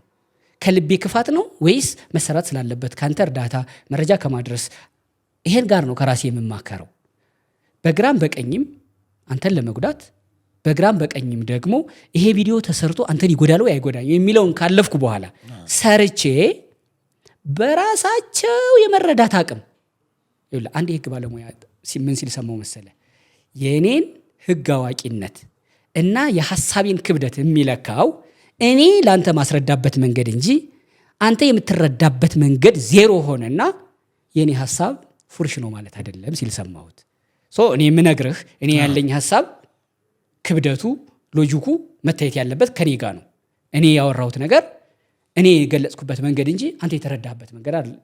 አንተ ከመረዳት ችግር ሊሆን ይችላል፣ ዓለሙን ስለማታውቀው ሊሆን ይችላል፣ ጉዳዩ ስለማይገባ ሊሆን ይችላል፣ አውቀህ ደግሞ መረዳት ስለማትፈልግ ሊሆን ይችላል። ምናምን ብዙ ምክንያት ሊኖራቸው ይችላል ሰዎች።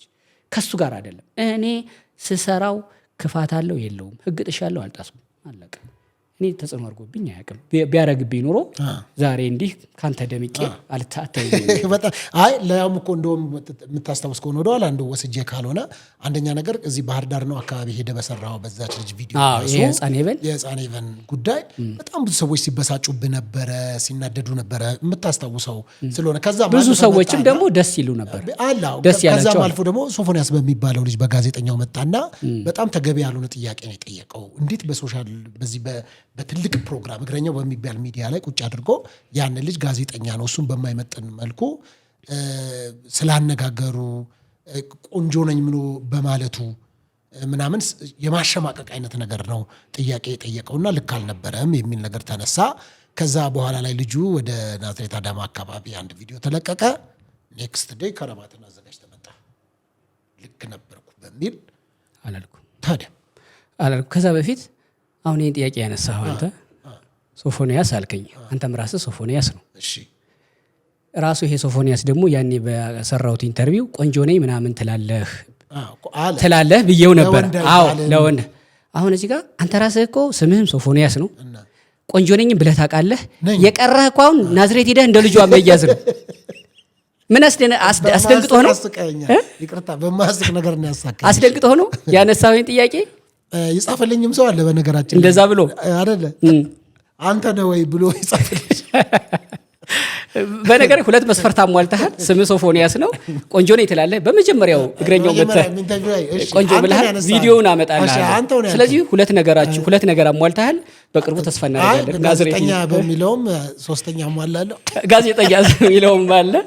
ኤኒዌይስ ግን በመጀመሪያ እሱን ሀሳብ ላይ ስታነሳው ተግልዬ አላሳዘነህም? ልጁ መጀመሪያ ኢንተርቪው ስታደርገው ምናምን ኦፍ ዘ ካሜራ ምናምን የመምከር የማገዝ ምናምን እውነት አልነበረም እንደዛ? ምክንያቱም ብዙ ጊዜ ስለሚገጥመን ከካሜራ ውጭ ትወያያለህ። ከዛ እንደዚህ ታይና ሰውን ካወራሩ ካነጋገሩ ምናምን ምክንያቱም መረጃ ደርሶ ነበረ ቀድሞ። በኋላ አንተ የሰራኸው ቪዲዮ ላይ ሳይ መረጃ እንዳለህና እውቀቱ እንደነበረ ብዙ ሰውም ሪግሬት እንደውም እንደደበክ ብዙ ነገር የቅድሙን ጥያቄ ራስ በራስ መለስከው። ሶፋ አድርገህ ምናምን እንደዛ አላልኩም። በአጋጣሚ ከኢየሩሳሌም እየተመለስኩ ነበር። ከብዙ ኃጢአቴ ጋር ሄጄ ደስ በሚል በታደሰ ገላ ነው የመጣሁት። ደስ እያለኝ ነው የመጣሁት። ያ ጊዜ እንደመጣሁ ዋው ና ምልበት አይደለም። ኢብን አሁንም ቤተልሔም ጋር ሆኜ በኤፍራታ ምድር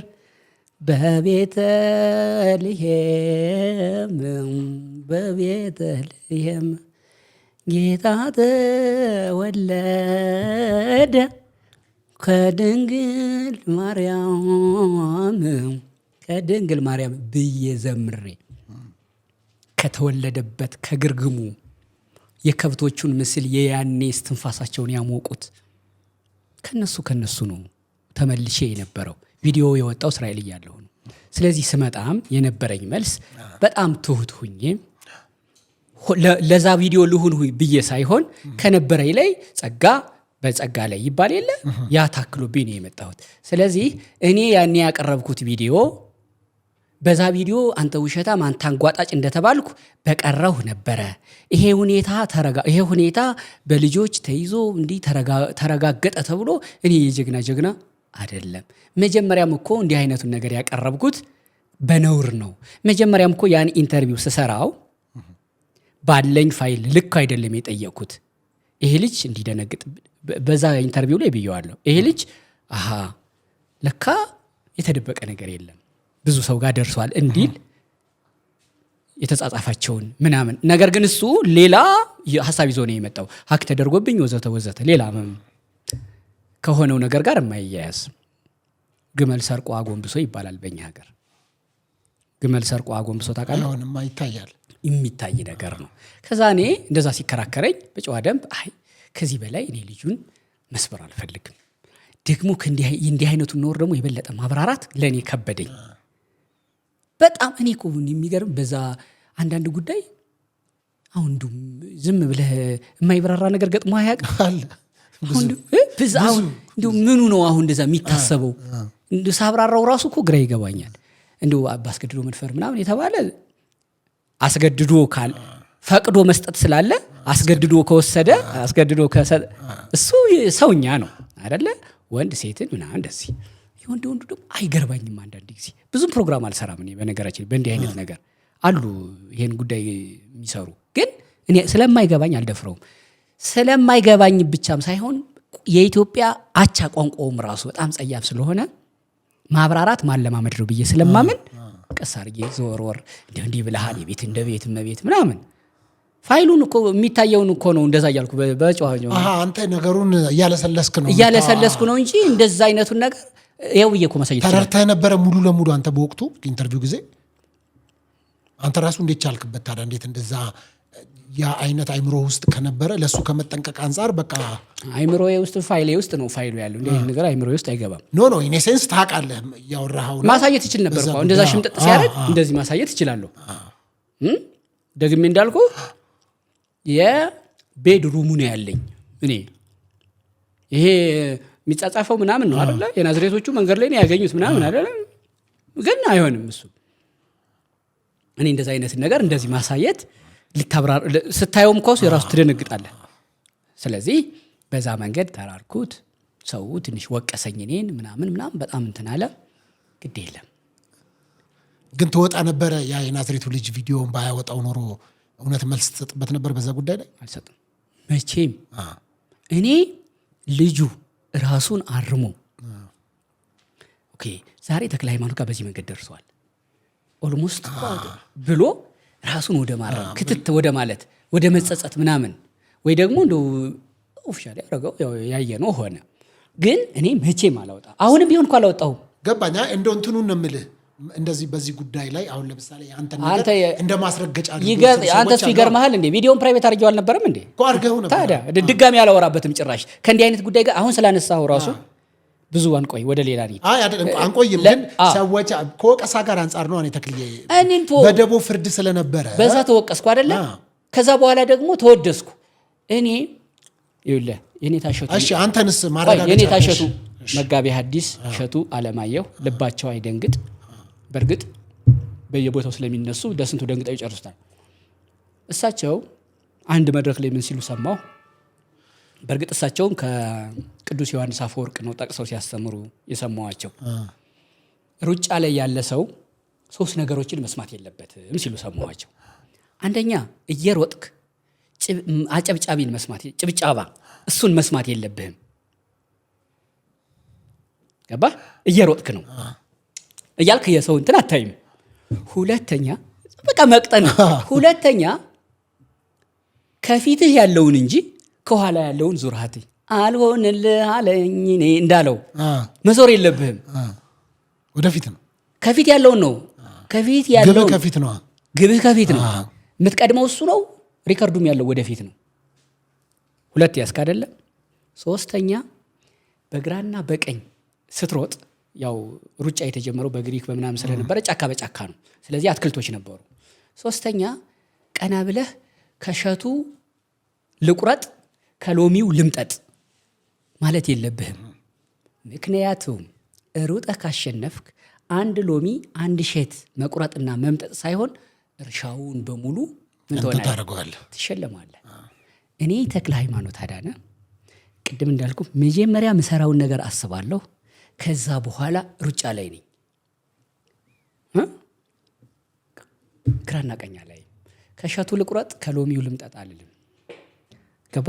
ረቀቅ አለበት ማወራ ጥሩ ነገር ነው። ያንተን ተነጋግረን ለባለፈው እንደዛ ስለሆንክ በዚቺ አማርኛዋ ላይ ትንሽ እንትን ነው። ግን በአንተ ቅያሜ ልንገርህ ምን እንደሆነ ቅያሜው አንተ የተቀየምከው ነው አይደለም። ኢቭን እኔም ራሴ የነበረኝ ቅያሜ አንተ ወተህ ከተናገርክ በኋላ ለልጁ 4 ነጥብ መምቻ ሆኗል ተክለ ሃይማኖት የአዳማ ለቀረጸው ልጅ።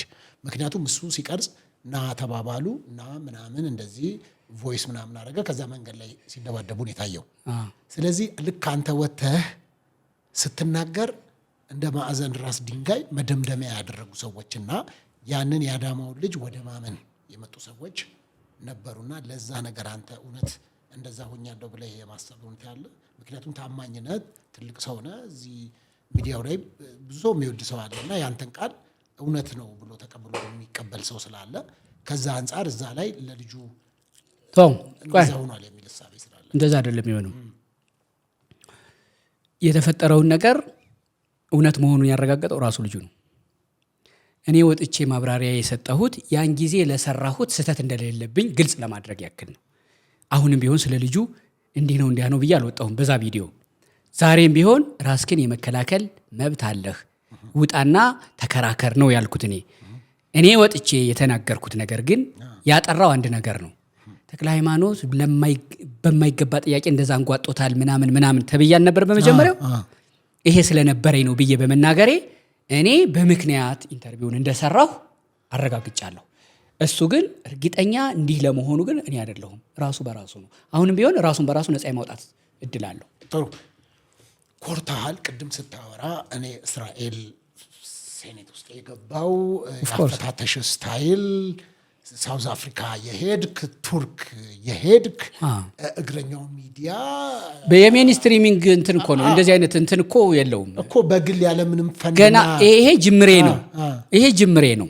ገና ፍሬን ታያለህ። ብዙ ቦታዎች እሰራለሁ። እኔ እርግጥ ደስ ይለኛል። እኔ ከፍ ስትል ነው አብሬ ነው ከፍ የምለው። ከስር ትከተላለህ። ምንም ችግር የለም። ግን ከፍ የሚሉ ሚላለ ዞሮ ከፍ የሚሉ ይታያሉ።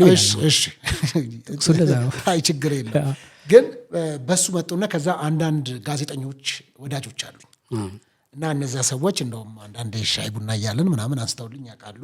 ያው ተክለ ሃይማኖት ወዳጅ እንደሆነ እናውቃለን እና ምን አለበት አንዳንድ ቦታዎች ሲገባ ቢያማክረን፣ በተለይም እስራኤል ሀገር ገብተህ ባነሳቸው ሀሳቦች ላይ ቢያማክረን እኮ እኛ ጥያቄ የምንሰጠው ነበረ፣ ሙያዊ ምክር የምንሰጠው ነበረ፣ እንደዚህ ባይሰራ ምናምን ብለው ነበር። እንደውም አንዱኛው አጋጣሚ ሆኖ በሆነ አጋጣሚ እዛ ሄዶ ነበር ራሱ የሆኑ የኢትዮጵያ ብዙ ጋዜጠኞችን እስራኤል ጋብዛ ነበረ። ሄደው ነበር። ከዚህ ባለፈው ጦርነት ከ12 ቀን ጦርነት በኋላ እስራኤል በምን ሁኔታ እንዳለች ይሄ የማይንድ እንትን ተቀይሯል ሚዲያው እስኪ ኑና በአካልዩ ብላ ብዙ ጋዜጠኞች ጋብዛ ሄደው ነበር። ብዙ እስራኤሎች ብዙ ጋዜጠኞች ወደ እስራኤል ሄደው ነበር። በጣም ብዙ የሬዲዮ የትልልቅ ምናምን። እሺ ስለዚህ ያንን ባማከረን ኖሮ ጥያቄ የምንሰጠው ነበረ፣ ሀሳብ የምንሰጠው ነበረ። ፕሮግራሙ ትንሽ ጥሩ አልነበረም ብለው የሚያንሱ ስላሉ ማለት ነው። የእስራኤል የሰራው ጋዜጠኞች ናቸው። ወዳጆች እኮ ናቸው። እኔ እኮ እዛ ሄደው ነበረ እያልኩ እኮ ነው። ጥያቄ ብንሰጠው ጥሩ ነበር፣ የሆነ ሀሳብ ብንሰጠው ጥሩ ነበር ማለታቸው ጥሩ ነው። እኔ በጣም ብዙ ሀሳብ እቀበላለሁ። አወቅኩ ከሚል አነበኩ ከሚል ሰው ቁጭ ብዬ መስማት ደስ ይለኛል። ነገር ግን እኔ ጋዜጠኝነት ሳይንስ ነው ብዬ አይደለም ማምነው። ጋዜጠኝነት ጥበብ ነው። እንደየሀገሩ እንደየሁኔታው እንደየምትጠይቀው ሰው እና እንዳንተ ዝግጅት እንዳንተ እውቀት ይለካል። ሁሉም ሰው አንዳንድ በዚህ በሜንስትሪሚንግ ያሉ ጋዜጠኞች ሁሉም ሰው እንደነሱ እንዲጠይቅ ይፈልጋሉ። ይኸውልህ ኤዲቶሪያል አለ። አሁን አንተ ናሁ ምናምን ነበር ካደለ እና በዛ መንገድ ብቻ እንዲፈስ ነው የሚፈልጉት። አንተ የግልህን አንተ የገባህን ምናምን ጥያቄ ጠይቀህ ስትሄድ ኖ ብሎ ይቀነብቡሃል። ስለዚህ በእነሱ ነው መፈልፈል ያለብህ። የሚገርምህ ምን ተሽሆነው ነው ወደ እስራኤል የሄዱት ጋዜጠኞች በጣም ብዙ ነው። እኔ ብቻዬን ሄድኩት፣ እግረኛው ነኝ። በአጋጣሚ እኮ ደግሞ ለሌላ ጉዳይ ነው የሄድኩት። ለዚህ ኢንተርቪው እኮ አይደለም፣ ሁለተኛ ጉዳይ ነው እሱ። ሲምባ ትራቭል ጋር ሰራለሁ እና የእሱን ማስታወቂያ ለመስራት ነው የሄድኩት። ጉዞ አለ በዚህ አጋጣሚ፣ እሱን ለመስራት ነው የሄድኩት። እኔ ግን በግሌ ይዤ ሂጄ ሰው የሚሸት ጥያቄ ተቋም ሳይሆን ሰው የሚሸት ጥያቄ ጠይቄ ይዤ መጥቼ የሚገርም ቪዲዮ ያመጣሁትና የሚገርምም ደግሞ የብዙ ቤተ እስራኤላውያንን ጥያቄ ጠይቄ መልስም ይዤበት ከዛ በኋላ እዚህ ያሉ ቤተ እስራኤላውያን ሊበሩ ኑ ወደ መኪና ኑ ወደ ፕሌን እንሂድ ተብለው ሁሉ ተጎትተው የወጡ ሰዎችን አገኘው። የኔ ፕሮግራም የእግረኛው ከስሜት ከትንፋሽ ጋር የተጣበቀ ነው። ታውቃለህ፣ እትብት አለው። ሰው ይሸታል፣ ታቅፈዋለህ፣ ይጋባባሃል። የብዙዎቹ ፕሮግራም ደግሞ ተቋም ነው ያለበት ሁኔታ ነው የሚሉት አብዛኞቹ። ሰው አይሸትም። ከሰው ችግር አይደለም የሚነሳው፣ ከተቋማት ነው የሚነሳው። ከአደረጃጀት ቋንቋው ሁሉ የካድሬ ነው። አየህ፣ እግረኛውን ሰው ነው የሚያየው። ሌሎች ሚዲያዎችን ደግሞ ተቋም ከተቋም ነው የሚታዩት። በተቋም አይን ነው የሚታረሙት ሁላ። እኔ ግን በሰው አይን ነው የምታረመው። የሰው ጥያቄ ልጅ ሄድኩት። ሰው ጥሩ ነገር ይዤ መጥቻለሁ። እነዛ እንደዚህ የሚሉት በእርግጠኝነት እንደ ተቋም ሄደው ፕሮግራም ሰርተው ያን እኔ የሰራሁትን አይነት ፕሮግራም ሰርተው ቢመጡ አይተላለፍላቸውም። ምክንያቱም ተቋም ነው የላካቸው። እኔ ግን ራሴ ነኝ እግረኛው። ሰው የሚሸት ነገር ይሰራልና ሀሳባቸውን ቢሰጡኝ ጥሩ ነው፣ እቀበላለሁ ሀሳብ። ነገር ግን ደግሞ እስኪ እነሱ ከኔ የተሻለ ፕሮግራም ይስሩና ያሳዩኝ። አይደለም መለኪያ የፍሬ ነው የተሰራው ስራ ነው መለኪያ ነው። ለምሳሌ ይዘህ የመጣኸው ውጤት ለምሳሌ እነሱ ሄደው ምን ይዘው መጡ አላየንም። መጥቼ ደግሞ ምድር ይዤ መጣሁ። አትሊስት ለመታረምም እኔ ይዤ የመጣሁት ነገር አለ ነው። የኔን አይተው ነው አሁን እነሱ ያ ሁሉ ወጪ ወጥቶባቸው ነው የሄዱት። ያን ይዘው ሁሉ ታይታ እስኪ ይምጡና እንየው የእነሱ የሰሩትን። ቆይ በቃ እንደውም ቆንጆ ነገር አስተካከልክልኝ። እነሱ ይዘው የመጡትን ይለጥፉትና እንየው። ከዛ እኔን በግል ማግኘቱ ይቅርና ከነሱ ፕሮግራም ልማር። ግን አክብሮት አለኝ። ይሄን ስለ ማለት አክብሮት አለኝ። ሀሳብ ልስጠው ምናምን ላሉኝ አክብሮት አለኝ።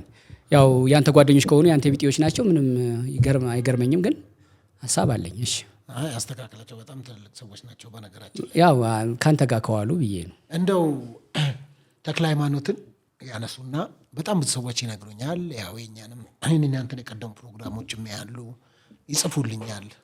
ተክለ ሃይማኖት ማለት እኮ በጴንጤ ጥላቻ ተጸንሶ በጴንጤ ጥላቻ ተረግዞ በጴንጤ ጥላቻ ተወልዶ በጴንጤ ጥላቻ እየኖረ ያለና በጴንጤ ጥላቻ ወደፊትም የሚቀጥል አራዳ ሆነ ሙተህ እኮ ነው አሁን አንተ ሰዎች ብለህ አንተ ራስህ ጥያቄ መሳመረ ነው። ለምን? እሺ ጨርሰው። እየነገርኩህ እኮ ነው። አይ ማንንም አላለ። ታገስ እስቲ። እኔ ጋር እኮ ነው የደረሰኝን እኮ ነው። ከዛስ ምን ሆነ? እሺ አሁን ዝም ብለህ ጥላቻ መደርደር ሳይሆን ፍቅር አውራ አይደለም እኮ ለምን ጥላቻ አይደለም። ምክንያቱም አብዛኛው የፕሮቴስታንት ሰዎች አንተ ጋር ሲመጡ በጣም በመኮሳተር በእርግጠኝነት ነብይ ደረሰ ይመስለኛል የዛሬ ዓመት የመጨረሻ ፕሮቴስታንት እንግዳ ያቀረብከው። ኧረ የዛሬ 2 ወር አቅርቤ ያለው። አይ እንደዛ አገልጋይ ቄስ ዶክተር ግርማ ዘውዴ የሚባሉ ዶክተር ናቸው። እንዲያው አይ በእንደዚህ በነብይ ደረጃ አላቀረብክም። እና ከዛ በኋላ ነብይ ምናምን እንዲያውም አይቀበሉም የሐሰተኞች እኮ ለዛ ነው በቃ ገባኝ። አሁን ገባኝም። እንዴት አንተ ጴንጤ ነኝ ብለህ ነው የምታምነው? እኔ ክርስቲያን ነኝ። ኦኬ ያንተ ወገኖች ናቸው አይደል? አሁን እነዚህ አሁን እኔ ካንተ ጋር እንደዚህ እያወራሁ ነው። ቆይ ልንገርህ።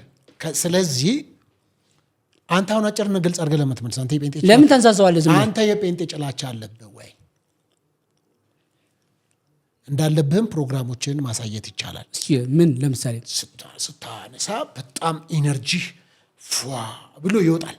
የሆነ ስህተትማ ካገኘ አሁን ለምሳሌ ነብይ ደረሰ ላይ ሄደህ ስህተት ነው ብለህ ያነሳው በእርግጥ እሱም ተረጋግቶ ነው የመለሰልህ።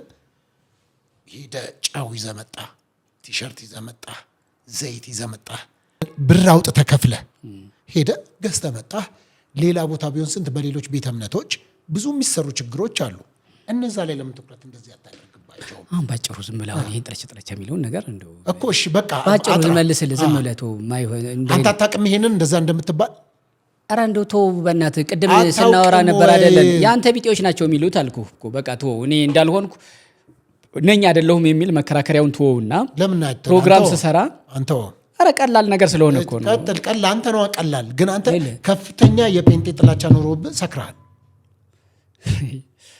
አራዳው ነው። አሁን እኔ ባለሁበት እኔን ማውራት እዚህ ቦታ እንዲህ ብለህ ተናግረሃል ይሄ ማለት ነው ብሎ መጠየቅ ስትችል በአንተ ቤት አራዳ ሁነ ሞተ እኔን ቁጭ አድርገህ እዚህ ጋር ፊት ለፊቴ እንደዚህ ብሎ ተክለ ሃይማኖትን ነገረው ተብለህ መሰረትህን ያጣህበትን የዚህ በአንተ እምነት በኩል ያሉ ሰዎች መሰረትህን አተህ እሱ እኛን አይወክልም። ቆይ ልንገርህ መሰረትህን ያጣህበትን ጥያቄ አሁን አንተ አይደለም ቆይ ልንገርህ ጠይቀኸኛል እኮ ካውንተር አታክ ነው ካውንተር አታክ አይደለም ያለ ማካካስ አሁን ምንም ለማካካስ አይደለም ጥያቄውን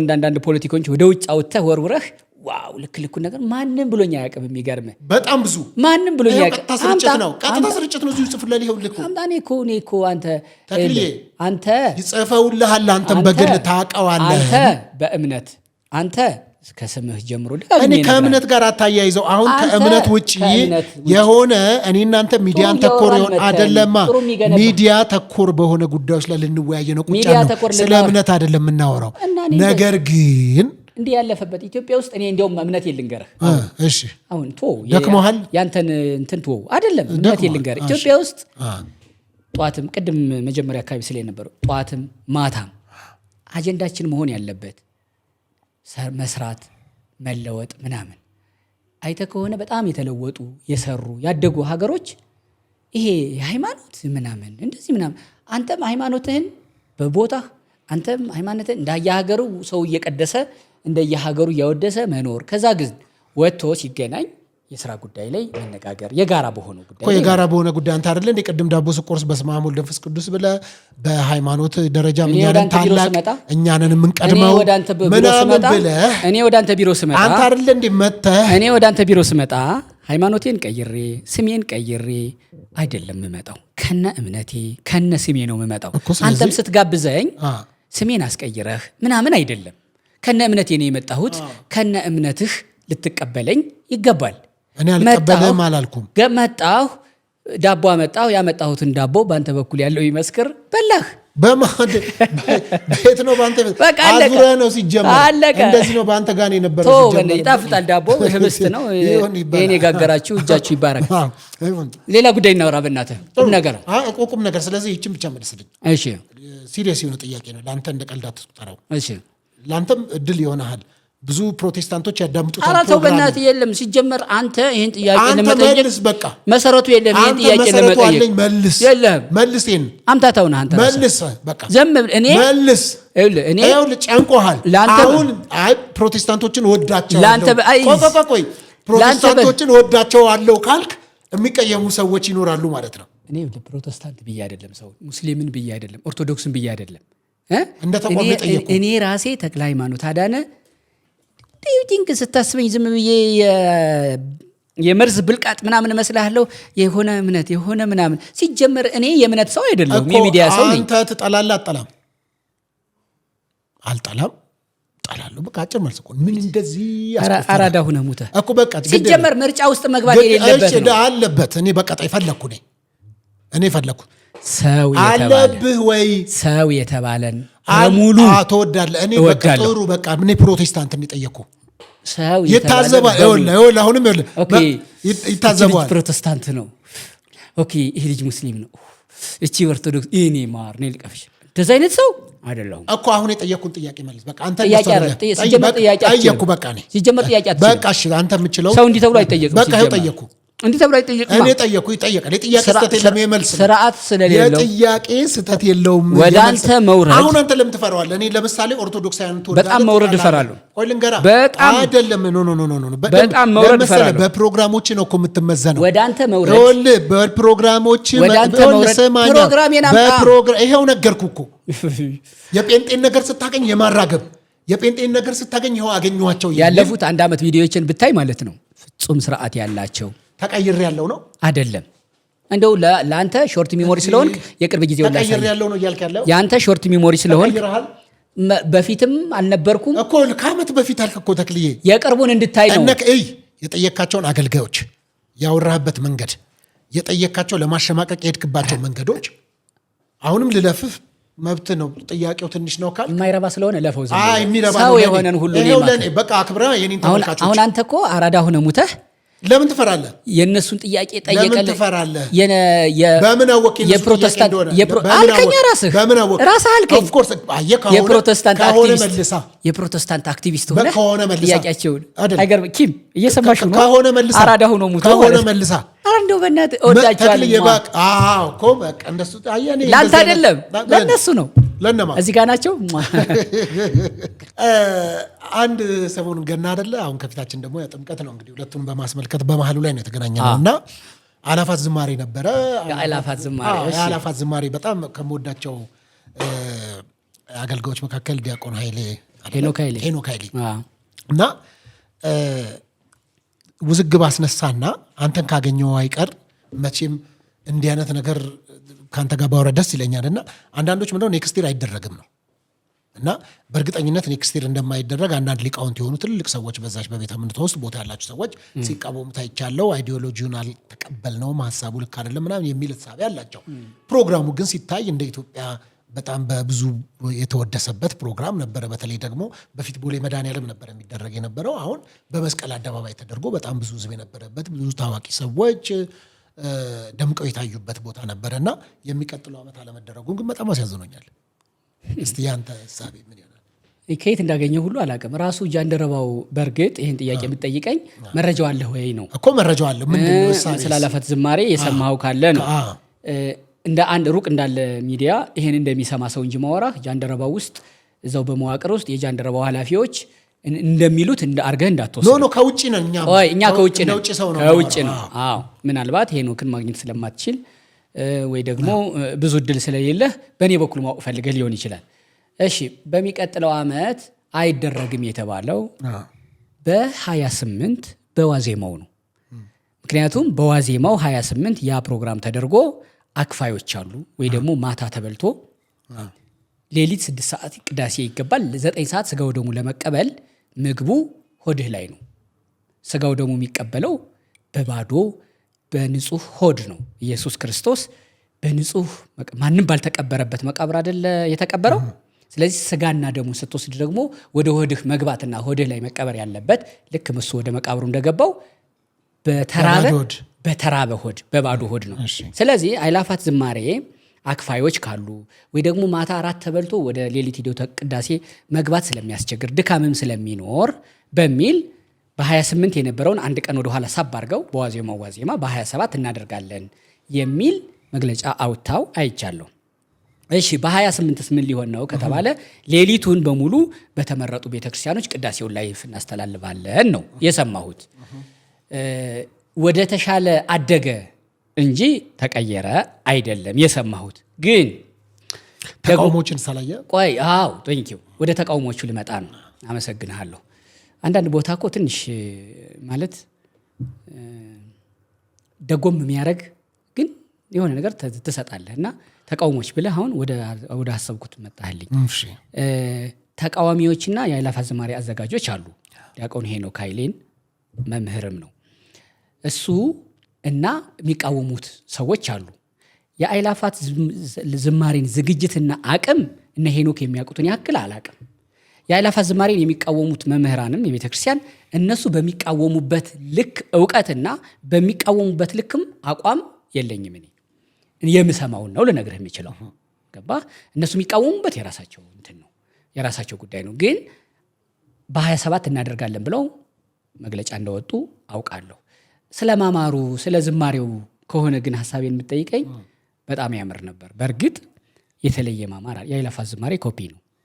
የምን የሰማይ የመላእክት ዝማሬ ኮፒ ነው። ኦርቶዶክስ ራሷ ስርዓቷ በሙሉ ኮፒ ነው። የሰማይን ስርዓት ነው በምድር የዘረጋቸው።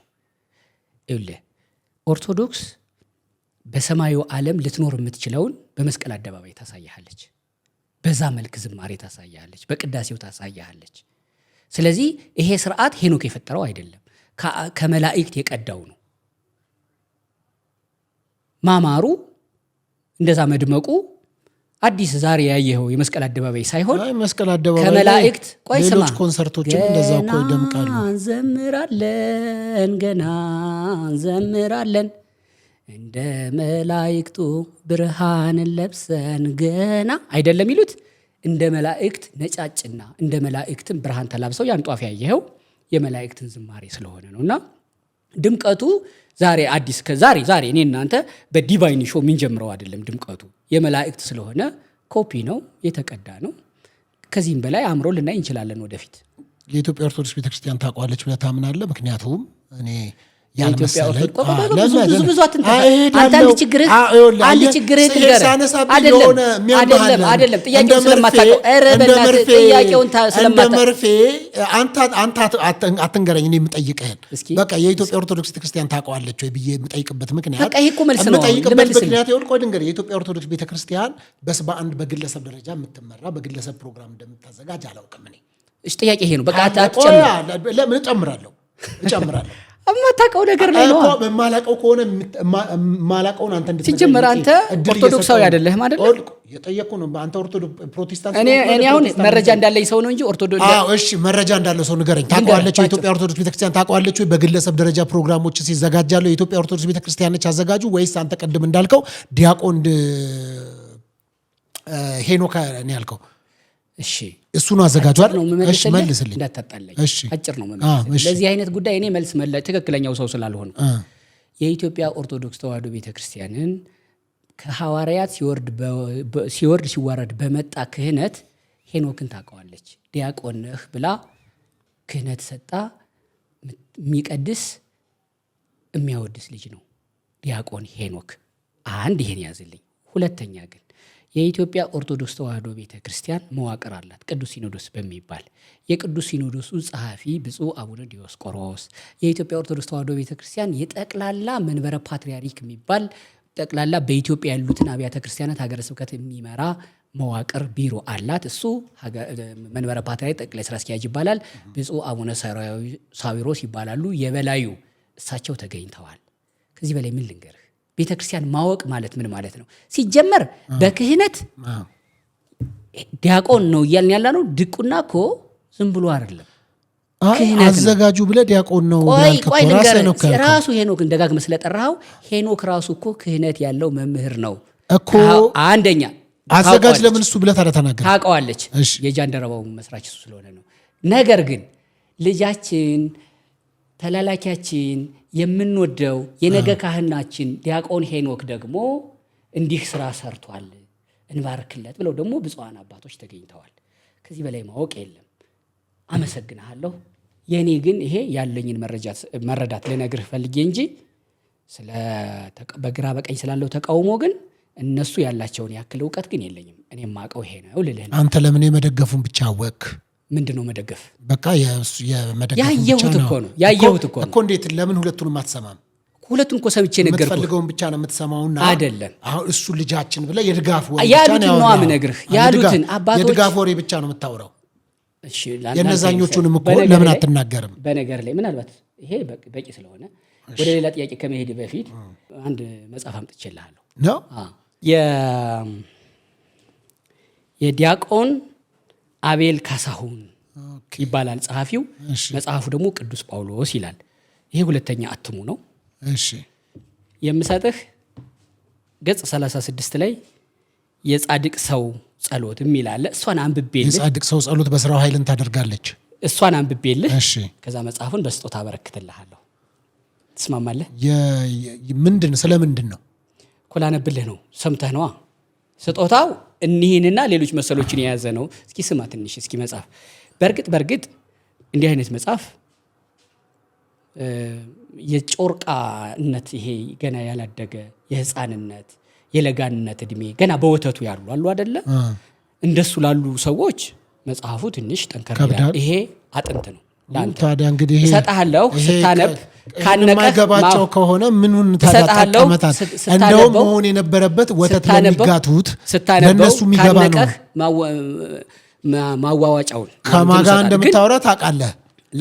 እንደውም ይኸውልህ ወተት ለሚጋቱት ካልጠቀመ ባለ አጥንቶቹማ ኦልሬዲ አጥንት እየጋጡ ነው አይደለም? ይኸውልህ መድኃኒት ለበሽተኞች ነው የሚያስፈልገው፣ ለባለ መድኃኒቶች ወይ እስኪ ዝም በል። የጻድቅ ሰው ጸሎት ይላል ገጽ 36 ቅዱስ ጳውሎስ በዲያቆን አቤል ካሳሁን የተጻፈ ነው።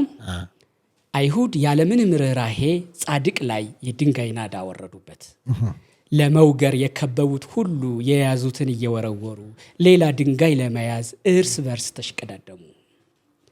ብዙ የጨከኑ እጆች ድንጋይ ለቀማ መሬት ላይ ተርመሰመሱ። እስጢፋኖስ ግን እርሱን ለመውገር ለቆሙ ጉልበቶች በፍቅር ሊጸልይ ተንበረከከ። ፍጹም ጠልተውት ድንጋይ ለጨበጡት መዳፎች ምሕረት ሊለምን እጆቹን ወደ እግዚአብሔር አነሳ። ቅዱሱ ለመጨረሻ ጊዜ ኃይሉን አሰባስቦ የጸለየው ጠላቶቹ ነበር። ኃይሉን አሰባስቦ የጸለየው ስለ ጠላቶቹ ነበረ። ጌታችን በወንጌል የሰርግ ልብስ ሳይለብስ ወደ ሰርግ ቤት ስለመጣ አንድ ሰው በምሳሌ ሲያስተምር ያ ሰው ያለ ሰርግ ልብስ ወደ ድግሱ በመምጣቱ ምክንያት ንጉሱ እጅና እግሩን ታስሮ ወደ ውጭ እንዲጣል ማድረጉን ነግሮናል። ማቴዎስ 22:12-13። ለመሆኑ ይህ የሰርግ ቤት የት ነው? የሰርጉስ ልብስ ምንድር ነው? ንጉሱን የጠራውን እድምተኛ እጅና እግር አሳስሮ እስኪያስጥለው ያደረሰውስ ነገር ምንድን ነው? የሂፖው ሊቀ ጳጳስ አውግስጢኖስ ይህን ሲያብራራልን የሰርጉ ቤት የእግዚአብሔር መንግስት፣ ሰርጉም ሰማያዊ ሲሆን የሰርግ ልብስ የተባለው ደግሞ አፍቅሮ ጸላኤት ወይም ጠላትን መውደድ ነው ይላል። አንድ ሰው ለእግዚአብሔር መንግስት ቅርብ የሚያደርገው የትኛውንም አይነት ስራ ቢሰራ የሚጠሉትን የማይወድ ከሆነ ግን በሰማዩ መንግስት ስፍራ አይኖረውም። ከሁሉ ይልቅ እጅግ የከበረው የሰማዕትነት ስራ እንኳን ዋጋ የሚያሰጠው ሰማዕቱ የሚጠሉትን ወይም የሚገድሉትን መውደድ ሲችል ነው። ሐዋርያውም ስጋዬንም ለእሳት መቃጠል አሳልፌ ብሰጥ ፍቅር ግን ከሌለኝ ምንም አይጠቅመኝም ያለው ለዚህ ነው። አንደኛ ቆሮንቶስ 13:2። ቅዱስ እስጢፋኖስ የጥሪው ሰዓት የደረሰበት የሰማዩ ሰርግ እድምተኛ ቢሆንም ወደ ሰርጉ ቤት ግን ያለ ሰርግ ልብስ ሊሄድ አልወደደም። ስለዚህም ለሚጠሉት አይሁድ ተንበርክኮ ጌታ ሆይ ይህን ኃጢአት አትቁጠርባቸው ብሎ በመጸለይ ንጹሑን የይቅርታ ልብስ ለበሰና ወደ ጠራው አምላኩ ፈጥኖ ሄደ። ፊቱ በደም ተውጦ ገዳዮቹ ገና ድንጋያቸውን ወርውረው ሳይጨርሱ ራሱ ይቅር ብሎ ከፈጣሪ ዘንድ ይቅርታን መለመን እንዴት ያለ ልበ ሰፊነት ነው! አስተውሉ።